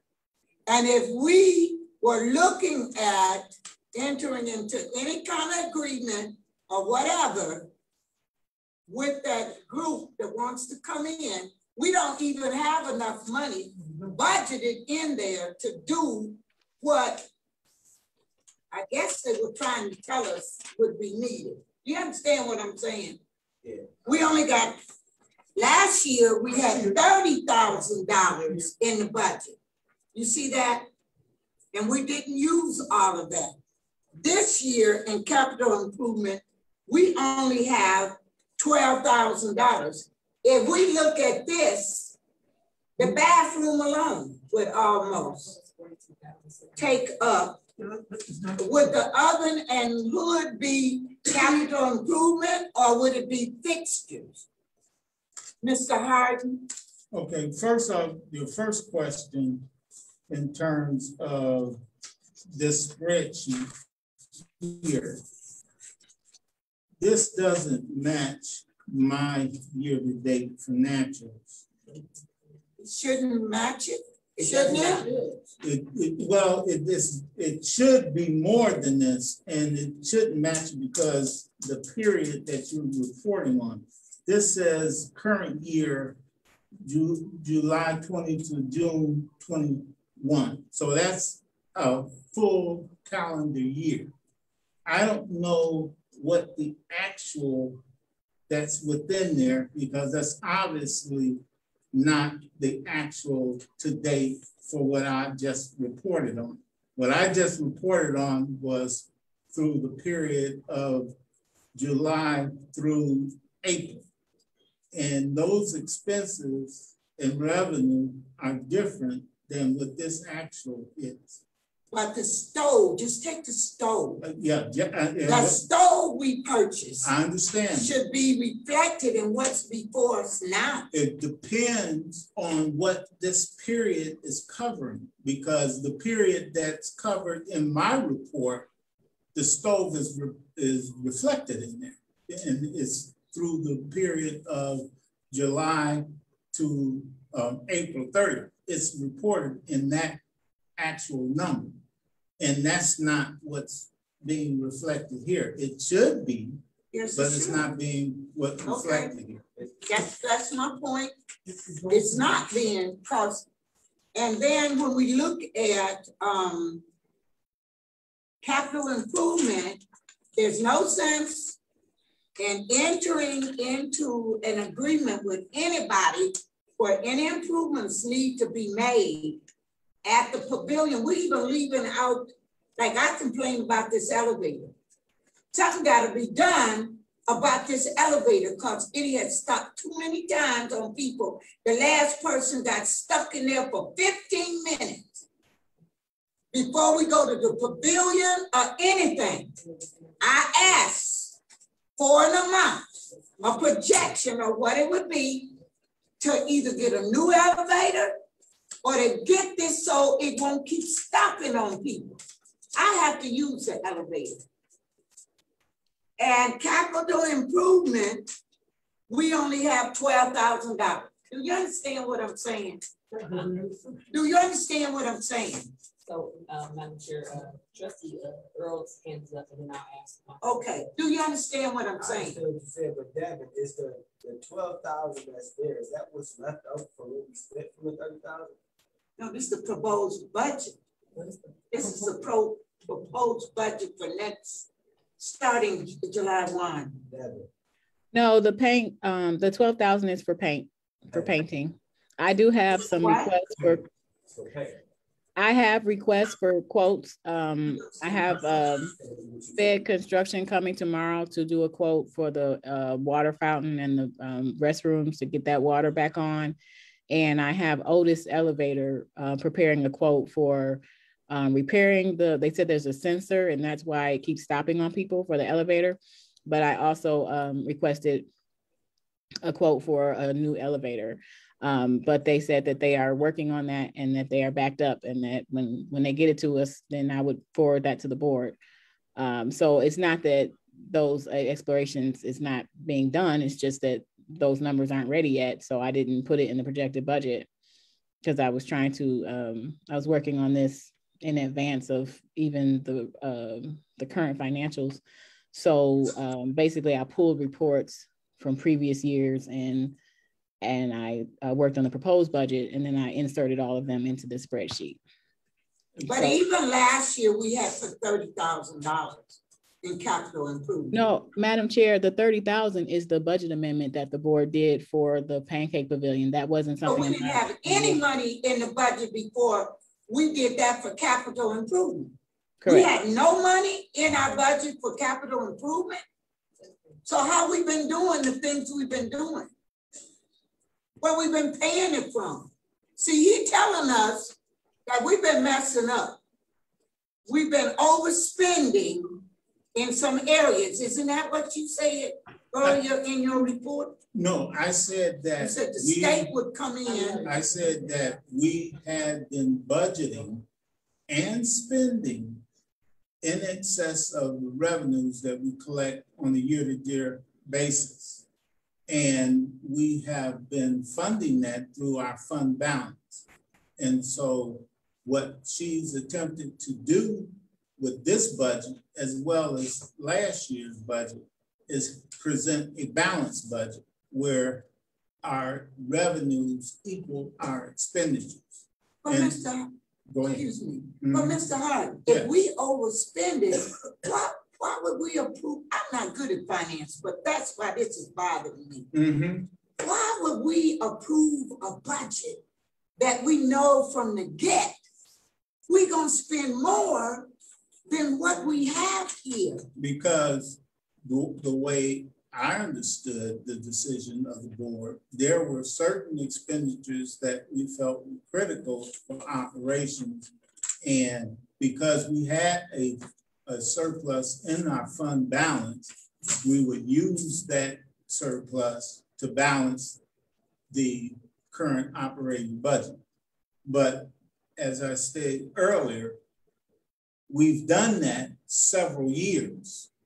And because we've done it several years, the state has commented on that because of the audit report reflects that, and the state monitors the library and said, this is what you've been doing.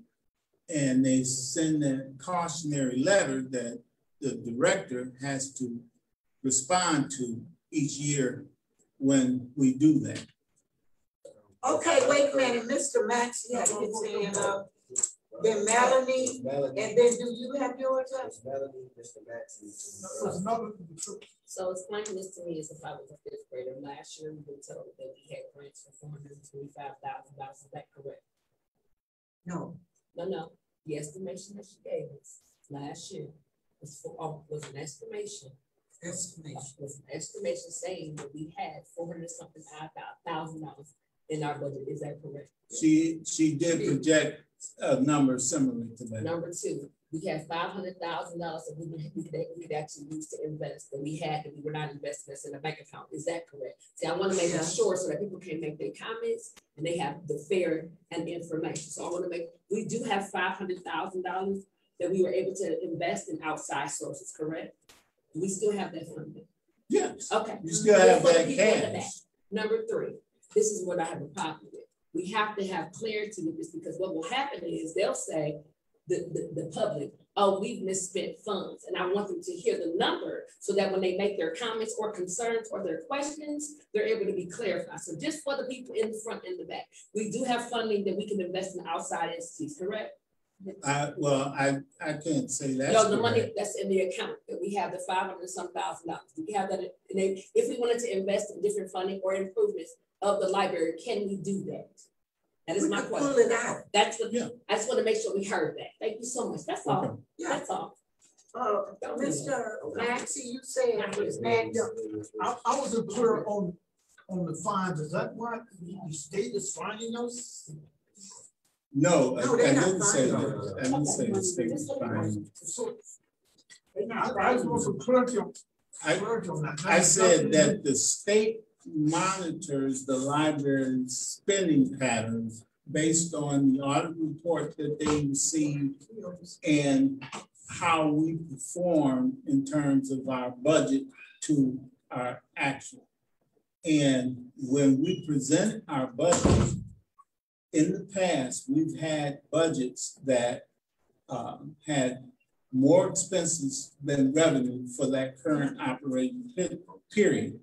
And to balance that, we use our fund balance that had accumulated over the years, positive fund balance, to balance that deficit spending out. And we've done that several successive years. When doing that, the state recognized that we have been doing that because it's mentioned in the audit report. So they send a warning letter to the library and the director has to answer that warning letter. And that's what she's been doing. Okay, so I got it clear now. So the $500,000, we use that money to the $500,000 is just a part of our overall cash assets. But we use that to balance. That's not the balancing that I'm talking about. When you have a total of the balance sheet that I go over, part of your assets are cash. Part of it is furniture and equipment. That little dollar amount for accounts receivable, all that adds up to your total assets. Then you have on the opposite side of that, your liabilities, like your accounts payable and your credit card balance. And then you have your accumulated extra. That gives you your other side of that balance sheet. That accumulated equity where you've had positive excess revenues over expenditures for several years back, that's that fund balance that allowed you to be able to balance your deficit budgets that you were presenting on a year-to-year basis. Oh, so that's okay. Thank you. So it's that your net assets. That's the net. I understand. Thank you. Okay. That's what he said. Madam Chair, I make the motion that we know that we received this report, and this is a first read, and then we move forward because we have to have a public hearing with the second read before we make the final decision on passing the budget at the June meeting. Supported. I just want to make a comment. Before we have that special meeting for the public and to go over with this, some kind of meeting needs to occur to deal with this.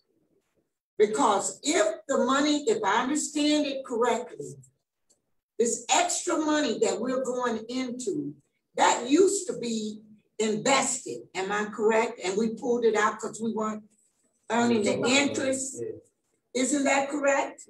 Yeah, that's correct. So if that was invested like we had it before, it wouldn't be there for us to go in there to take it out. Well, so I would like to have some kind of meeting to deal with this before we present this to the public. Well, we actually were earning interest on that cash. The cash that you have now is not earning any interest on it. But we were, when it was invested, we were earning interest and we were getting sizable revenue from it. Is right now we pulled it out. All of it is still available for spending.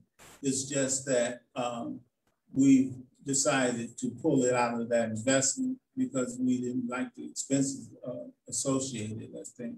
Right.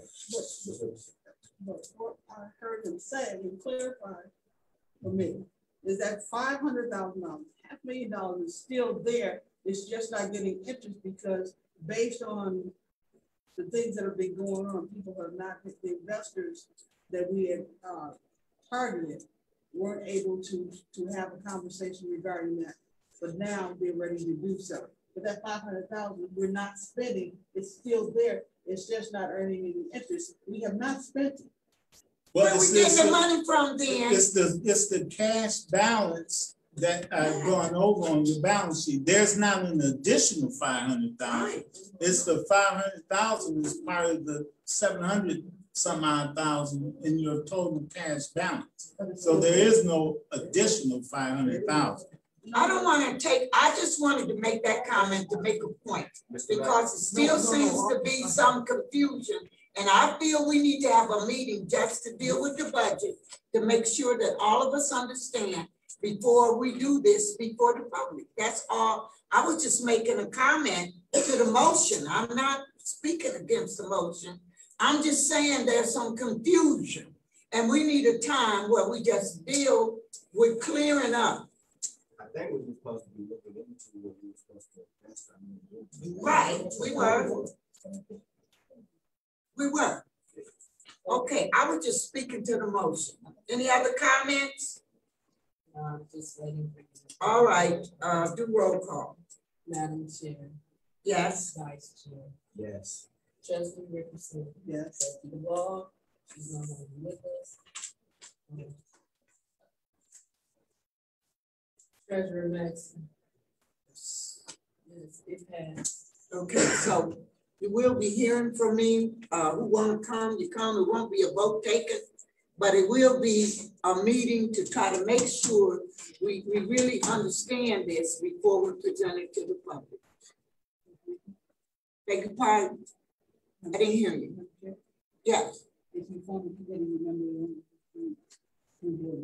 No, I'm gonna call a special meeting, and whoever wants to come. But if you call a special meeting, you still have to open it to the public. That's fine. If they want to come while we go through this one item, I don't have any problem with it. Unless it's only 3 people that are confused, and if it's only 3 people who are confused, then you could see me after the meeting and it'll just be the 3 of us that are coming. Yes, Maxie. Did you say you have no problems to invite the public? Is that what you said? She said if I have 4, that's a quorum. That's a quorum. So I have to, or if I call a special meeting, the public can come like they do. Oh, I agree. Yeah, the public needs. But I don't want to list this as our final thing to present to the public. No. And there's still some confusion on the part of the trustees. Well, we still could have 3 on that committee. If only 3 people need to come, then only 3 people come. And we don't need a subcommittee. Whoever needs to have clarification. Whoever needs to come, but still 3. My question was make sure that the public, if they wish to come to that committee, okay. Okay, I don't have to do that because if it's only 3, I don't have to do that. I'm just trying to get it straight before I get the date for the public to come. Okay. But if I get 4, I have to post it as a special. Yeah, you would because 4 is a quorum. Right. Yeah. So I would have to do that. Please advise that there's a motion on the floor. No. No, excuse me. There's a motion on the floor from Trustee Richardson that you made about comment on this discussion already over there. This discussion now. I'm done. Okay, you have to call for the vote. Okay. The vote. Madam Chair. Yes. Vice Chair. Trustee Richardson. Yes. Yes. Trustee Maxson. Mr. Hart, thank you. And you have our spreadsheet there. Mm-hmm. So, and you've heard some of the concerns and questions. Right. So maybe you can communicate with Ms. Green or y'all can address some of the questions and concerns. Yeah, if you want them, yeah. Is that okay with you? What meeting and when? Well, I'd have to come up with a date and time. Okay. Why don't I call you and make sure that you would be available? You got a card on you? No, I don't. Well, then here, write it in my little book. Right. And then I'll try to set the meeting up when you would be available. Look around your schedule.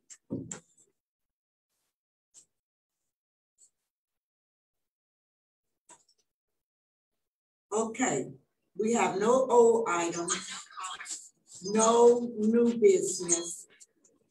We go to the action item. The first action item is the pavilion. Yes, Ms. Richardson. Madam Chair, I make a motion that we take the information that has been provided us to our attorney and move forward after that. Okay. I didn't hear because wait until what are we making a motion to do? She made say it again, please. She made the motion that we take all the information that we can give it and we pass it on to our attorney. Thereby, then after our attorney reviews it, we can make a final decision. Is that support?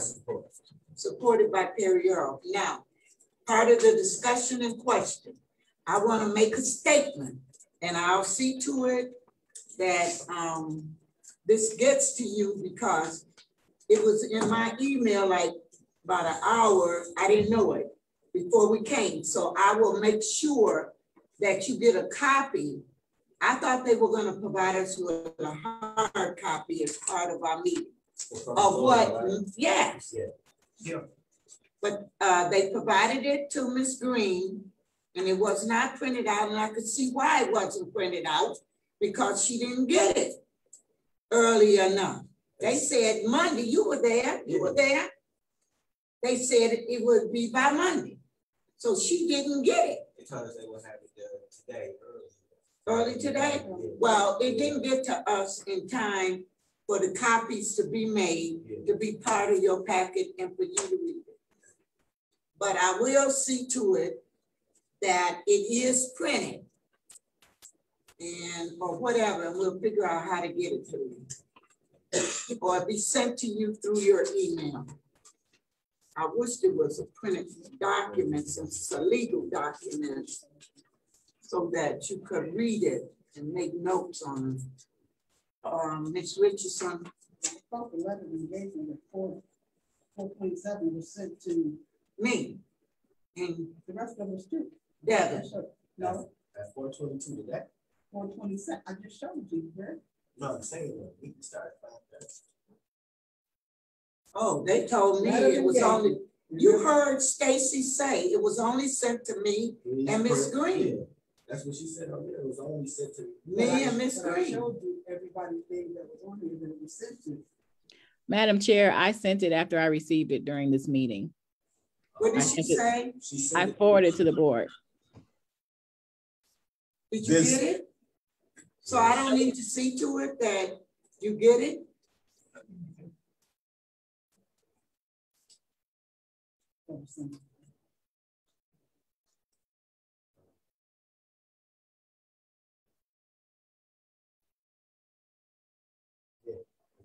Because our attorney has to look at this.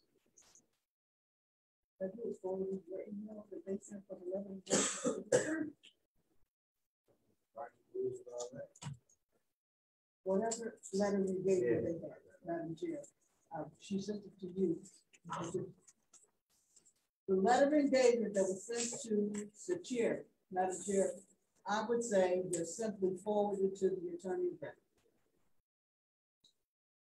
Okay, but I'm telling you why I said what I said, because at the beginning of the meeting, no, only 2 people allegedly had it.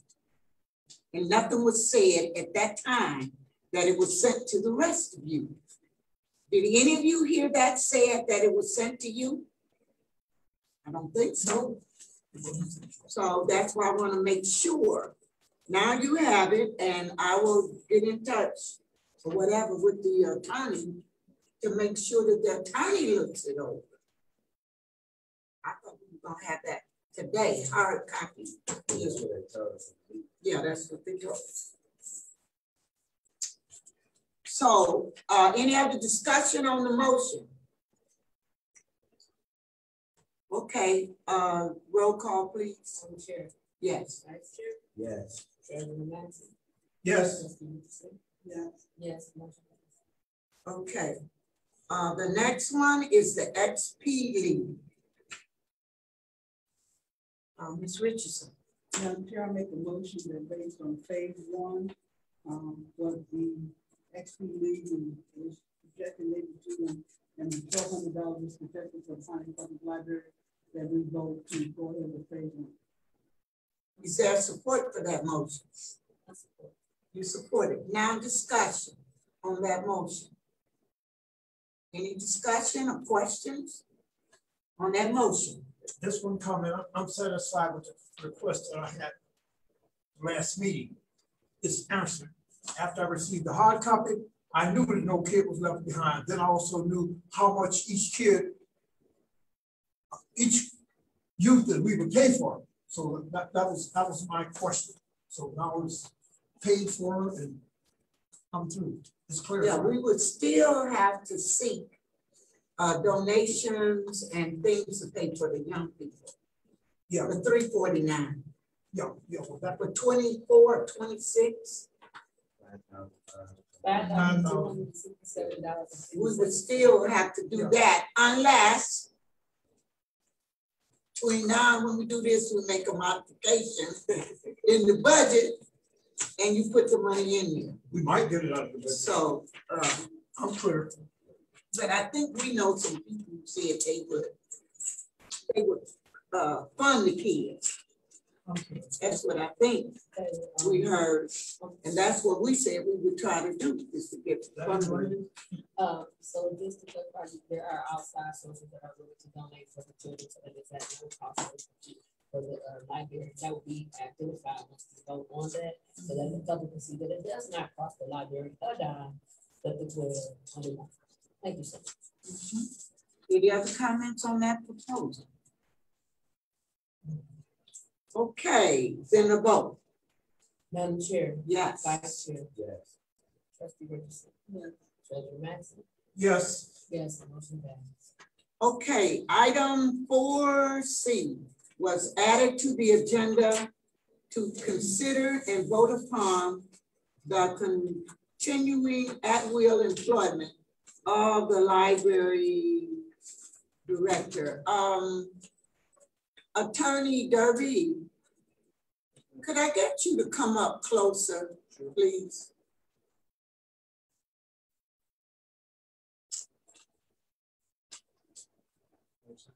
I start.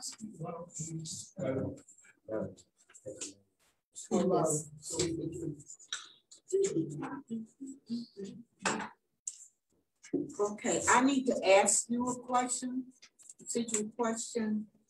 Now that was added to the agenda. So at this time, I would present the motion that I want them to entertain. That's correct. Okay, there's a motion that I want you to entertain. I can't make a motion. I can only present it for you to entertain and determine what you want to do.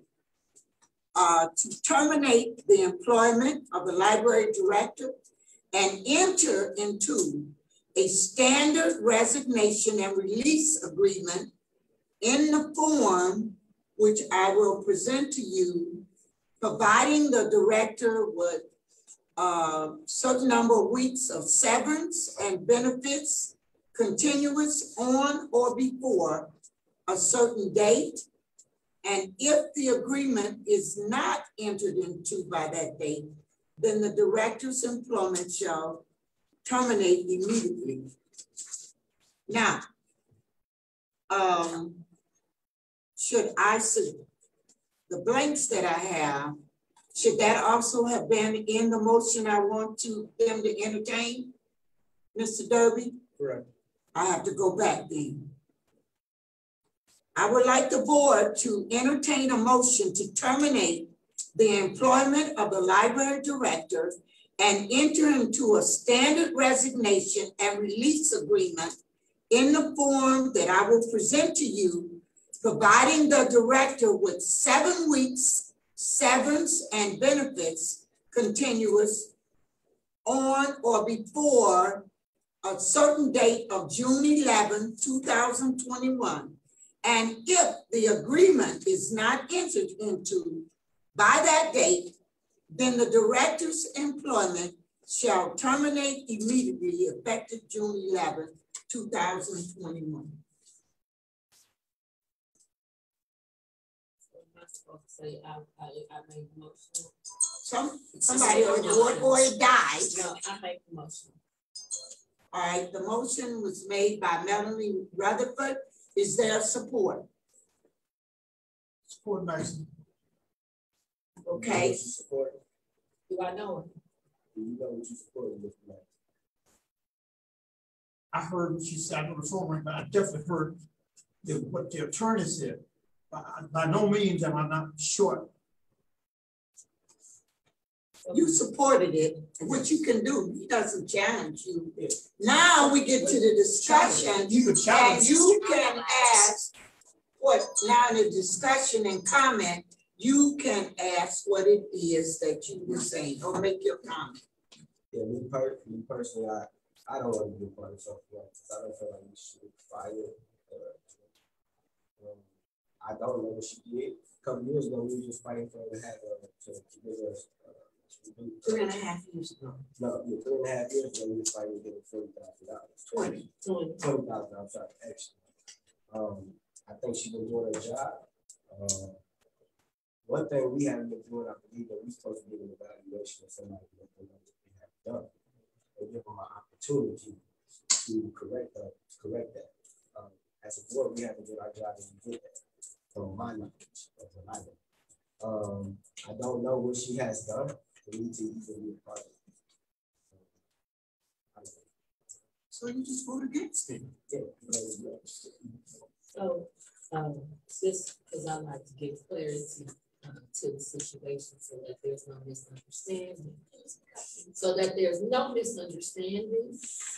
There was an internal email that was sent to the board that was sent to an outside source, stating that a board member threatened someone on this board.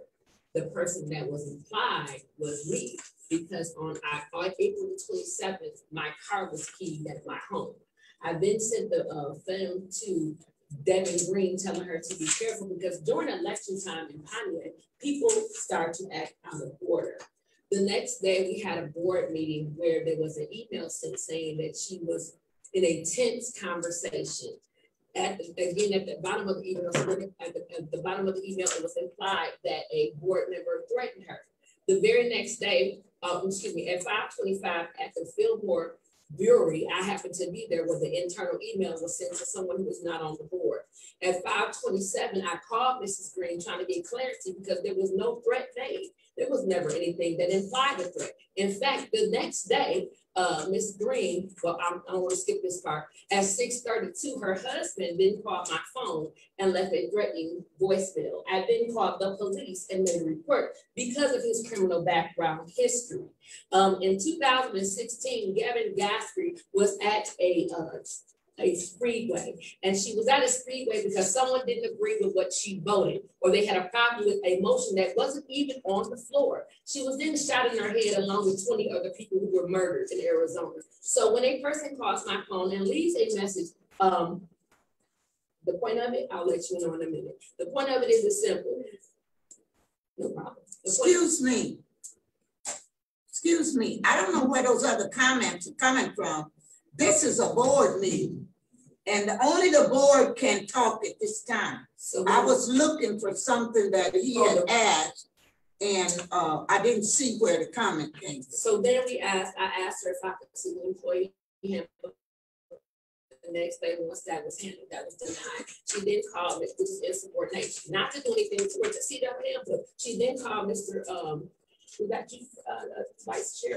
No, you make your statement. No, I'm just making sure. So then that happened, and then after that, an email was sent to me internally apologizing, stating that no threat was made, but the offense had already happened. If I worked at Amazon and I didn't like what Jeff Bezos did, does that give my husband the right to call a person on the board and to threaten? It does not. If I worked at the city hall and my husband didn't like what was said, does that give person? This is not true. To call a board. I want to be on the record saying this is not true. No one has ever. No, you finish. She has to be called on like everybody else. I'm gonna have order in here. Now finish your comments. So that is what has occurred. It has been internal conflict over a contract that the board has not agreed to enter, and it was unnecessary for any internal emails to be sent out. And that's the issue.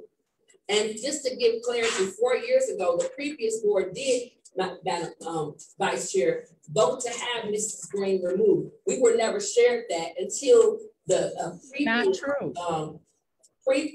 till the previous chairperson brought the evaluation to us. So you're right, she was supposed to get an evaluation, but had we known that that was in her employee file, which was not in her employee file when it was asked, would we have given her the $20,000 raise? I don't know.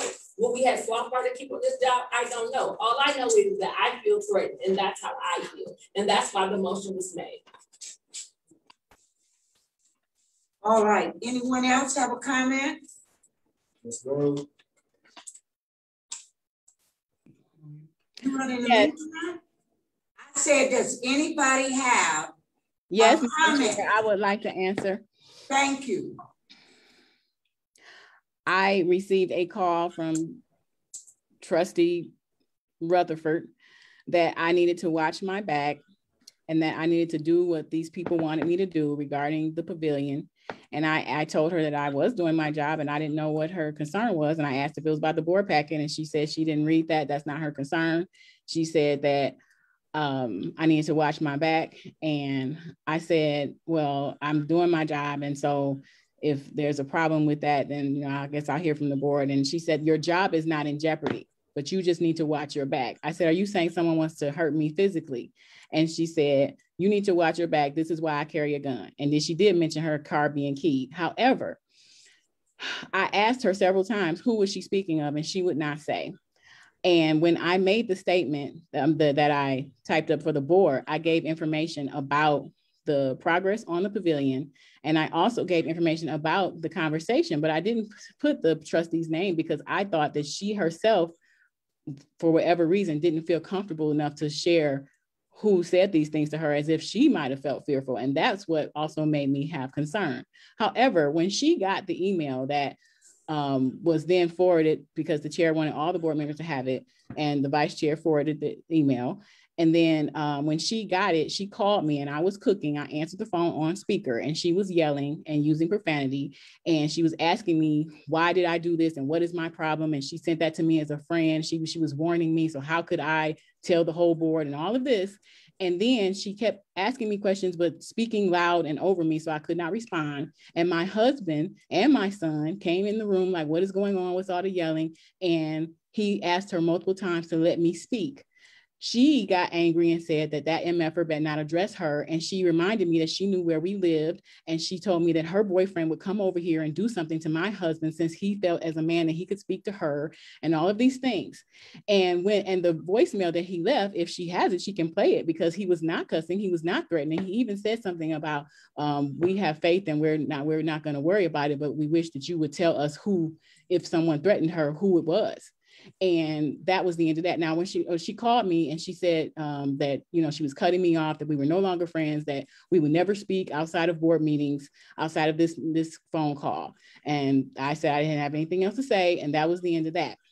And then I did, days later, email her because I never felt that she was disingenuous in the sense that she was lying about people plotting against me, but she was too close to these other people. And so she did not want to give up names. But over the last 3 weeks, I have been harassed and I have received messages from different people in the community about how I'm going to be fired and I should prepare myself, and they have the votes and they're going to fire you. And someone called me upset because they thought it had already taken place, and they was telling me that it'll be okay and they're praying for me. I even got calls from Lansing, from people at the Library of Michigan and people at other colleagues who got wind of it because of calls made by other trustees. I think Trustee Richardson at least was mentioned. And so I have been it's been very upsetting for me. The reason I'm attending from home is because my angina was acting up. I had chest pain, but I wanted to still log in and face the meeting, where I was told by many people to expect to be fired after 12 years of working here and 7.5 years as director. Now, I'm going to make a couple of comments based upon what you said about evaluation and stuff, and you're right. We did not do any evaluation. I want to call your attention to the employee handbook. And in the employee handbook, which we need to look at this in the future because it's a hodgepodge of stuff. It's not in there, honey, if you don't have it. Okay, it's a hodgepodge of stuff. But in the employee handbook, under section 3, employee conduct policy, under general standards of employee conduct, making false, vicious, or malicious statements concerning any customer, employee, or PPL's conduct of business or services. That was looked at. On under continuing, discourtesy to or creating conflicts with coworkers, customers, or other persons doing business with PPL. Then under 3.6, this is why I think we might have fallen short. Me included. I didn't do any evaluation. It's under 3.6, performance evaluation. Performance evaluation may be one means by which PPL evaluates employee performance. If used, performance evaluation may be completed, and we may need to look at all of this, may be completed periodically and retained in each employee's personnel file.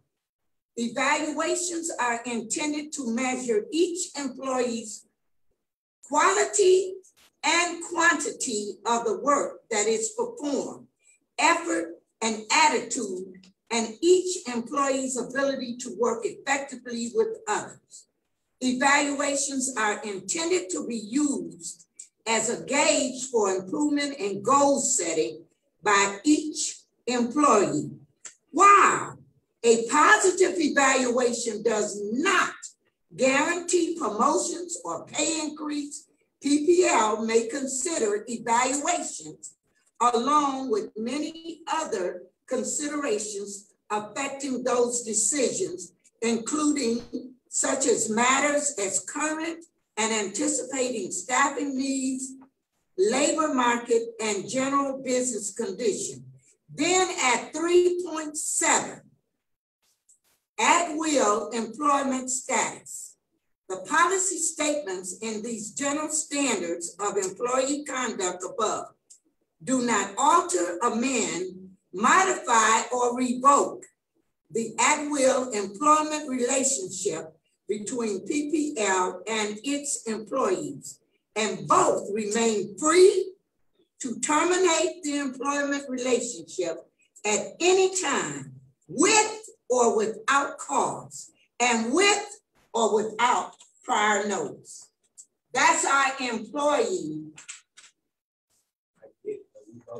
Okay. We don't know if they're false statements or not. Like it needs to be an investigation conducted or something. Like we just going off of hearsay. No.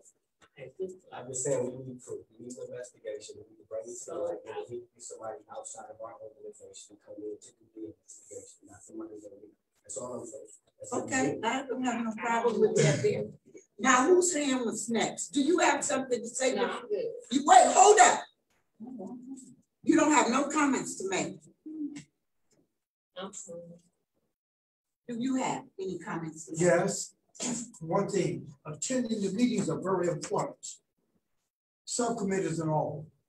And when we don't make meetings, there's a lack of communication. And having lack of communication, then we're caught short. This was truly a committee meeting schedule. All of the facts came out. No Indian dues. The facts came out. We read the handbook on employees' relations. We read the bylaws, and those of us who were present were not ignorant of the facts in the bylaws that stated that we had specifically to follow the bylaws.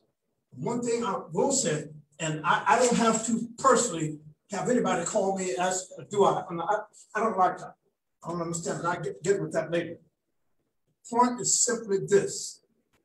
If I worked at General Motors, my wife worked at General Motors, brother, and I didn't like what was said or done to her, I could not call them. We are a non-profit organization. We are as important as General Motors, and fall short of that and make reasonable excuses. No. No, it was my wife, and I made that. Hey, I will be let go. We do not waver. And I'm a principal that people said that the reason I'm a principal, you're so hard, you're in the military. No, I was raised by strict laws, especially the military, feds, and the state. And transaction analysis is what I use. The fact is the fact. Those are my comments. Any other comments before we take the vote? No other comments? Ms. Green, do you have any comments? Yes, there is no proof for the hearsay of what Ms. Rutherford is saying. What she says is no proof. So do you want me to play the voicemail? Do you want me to read the police report? Yeah, play the voicemail and see if you feel threatened. Because I heard the voicemail and that's not what it said.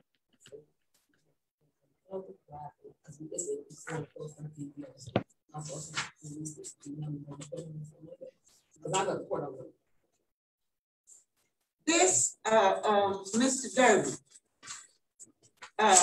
can she play the what she has on there?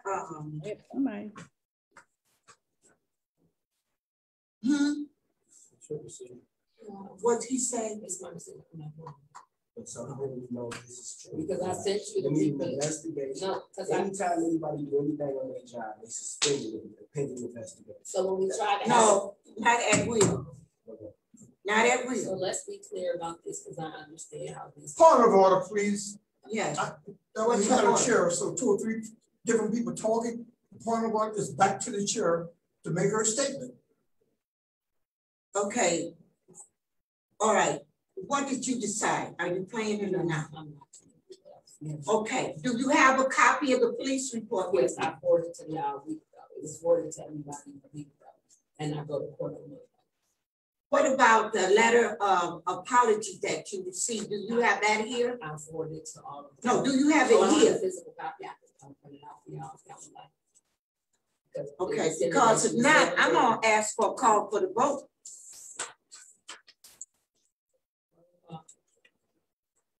Don't start with me. All right, Maxine. Yes. Trustee Earl. No. Trustee Richardson. Trustee Madam Chair. Yes. Yes. Okay. Okay. So with that, I need to pass this out, don't I?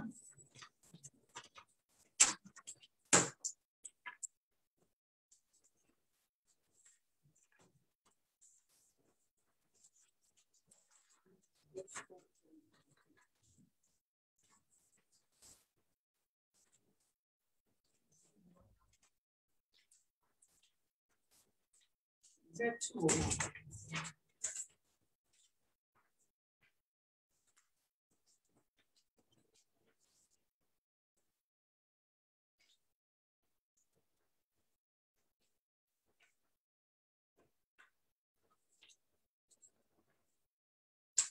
Now, what you have before me is a resignation and release agreement.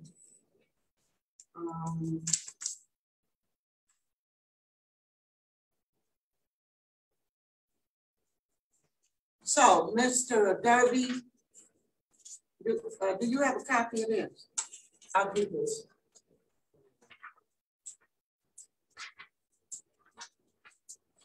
Yeah.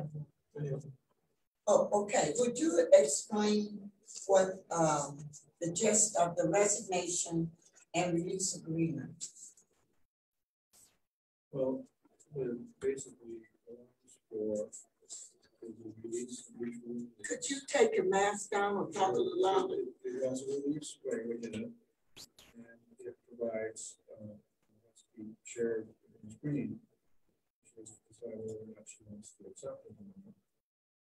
That basically sets out an effective date for resignation.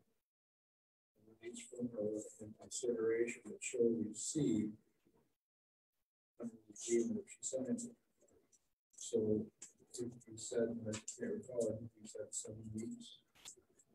I said 7 weeks. So that would be the consideration to support the agreement if she decides she wants to go forward.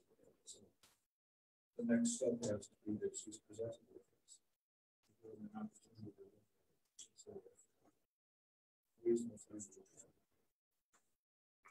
Okay, so I need to get this to her as soon as possible. Ms. Green, are you still on? All right, what ways can I get this to her?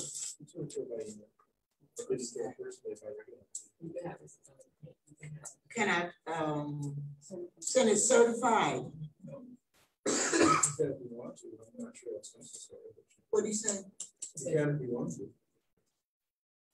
Okay. So I will send this to her certified.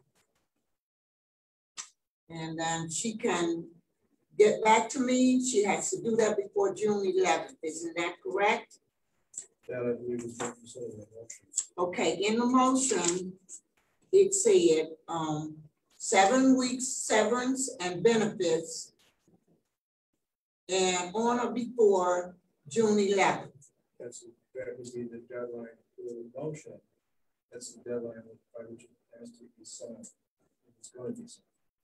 And if it's not signed, then she just terminated on June 11th. Yeah, just to take dates and papers in. Okay. All right, I will make sure tomorrow that I send this certified with a signed receipt back as proof of being served. And move on from there. Okay. Now we get to board comment. We'll start over here. Mr. Maxey. I don't, yes, I have comment. I'm gonna make mine last. You have a comment? Everybody take care of stay safe, and as we move forward, we want to make sure that we is getting all the supposed to this library, actually about and I think we all. Okay, I need to find out what my board members have or don't have. I have in my book a copy of the Open Meeting Act handbook. Do you desire to have, you got it, because that was in the binder. It was in the binder. Yes, the binder that I gave to you at the special meeting. Did you get a binder? The big binder that was given to okay, I need to see to it you get the binder. It also, no, I had this at the last meeting. And also in that binder were bylaws of the Library Board of Trustees. That was in there. Also the employee handbook was in there. I want to call your attention because I'm going to tell you what I've been experiencing lately. And I don't know what has happened to the board.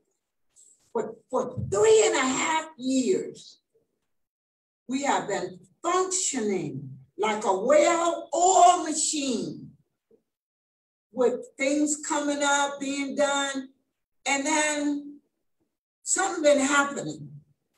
And different people on the board, different ones, have not understood their role.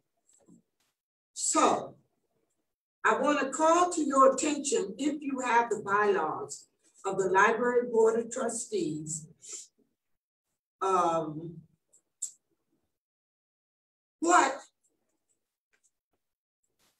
what it says here as far as role. The officers of the Board of Trustees, or do you want me to I can just give you a copy. Because I want people to understand what their roles are. And I want you to particularly understand as it relates to me, the chair. The chairman shall preside at all meetings of the board, appoint all committees, authorize calls for any special meetings, and generally perform the duties of a presiding officer. The chairman acts as official representative of the library board and may be an ex officio member of all committees. The chairman shall have the authority to sign on behalf of the Board of Trustees all instruments, contracts, or documents.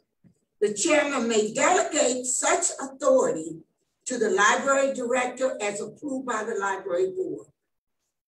The chairman shall retain all the privileges of any members. As I've said, and I said in our little meeting, you need one point person. If you don't do that, then you get all these side conversations going, side things going on. When I got this email that was sent to me in Vice Chair Earl, personally, I felt it should have been sent to me or a call made to me, and I could have worked everything out, but it didn't. I don't believe in keeping anything from any of my board trustees. I'm very transparent. And I put stuff out there. So I would appreciate if people would respect the position of chairperson and allow stuff to come through me. Most of the time, I'll delegate it to one of you to do. No problem. But if we don't go through the one, that's when other stuff start happening. And it will continue to happen. And I think that's what happened in this case and brought us to this point. And since you're talking about evaluations, I'm gonna make it my business to come to the library and look through the folder of every employee at this place. We've operated on trust, belief. Now, because I didn't do evaluations and stuff, it looks like it's hitting me in the face. So I wanted to make those comments. That's I'm frustrated, I'm hurt. And sometimes you have to make decisions you don't want to make. That's a price of leadership. That's a price of being a leader. That's what you have to do. So I'll entertain a motion for adjournment. Make a motion to adjourn this meeting. Any discussion? Mr. Derby, I need to see you after the meeting, please. Vote. Roll call, miss. Yes. Yes. Trustee Jackson. Yeah. Yes. Okay, you need to do these checks. What time does the library close? Edmund, is this gonna put you in overtime position? No, it's because okay. He's got to sign these checks before he leaves. It's okay. Do whatever you need to do. Mr. Derby, you want to pull up the chair?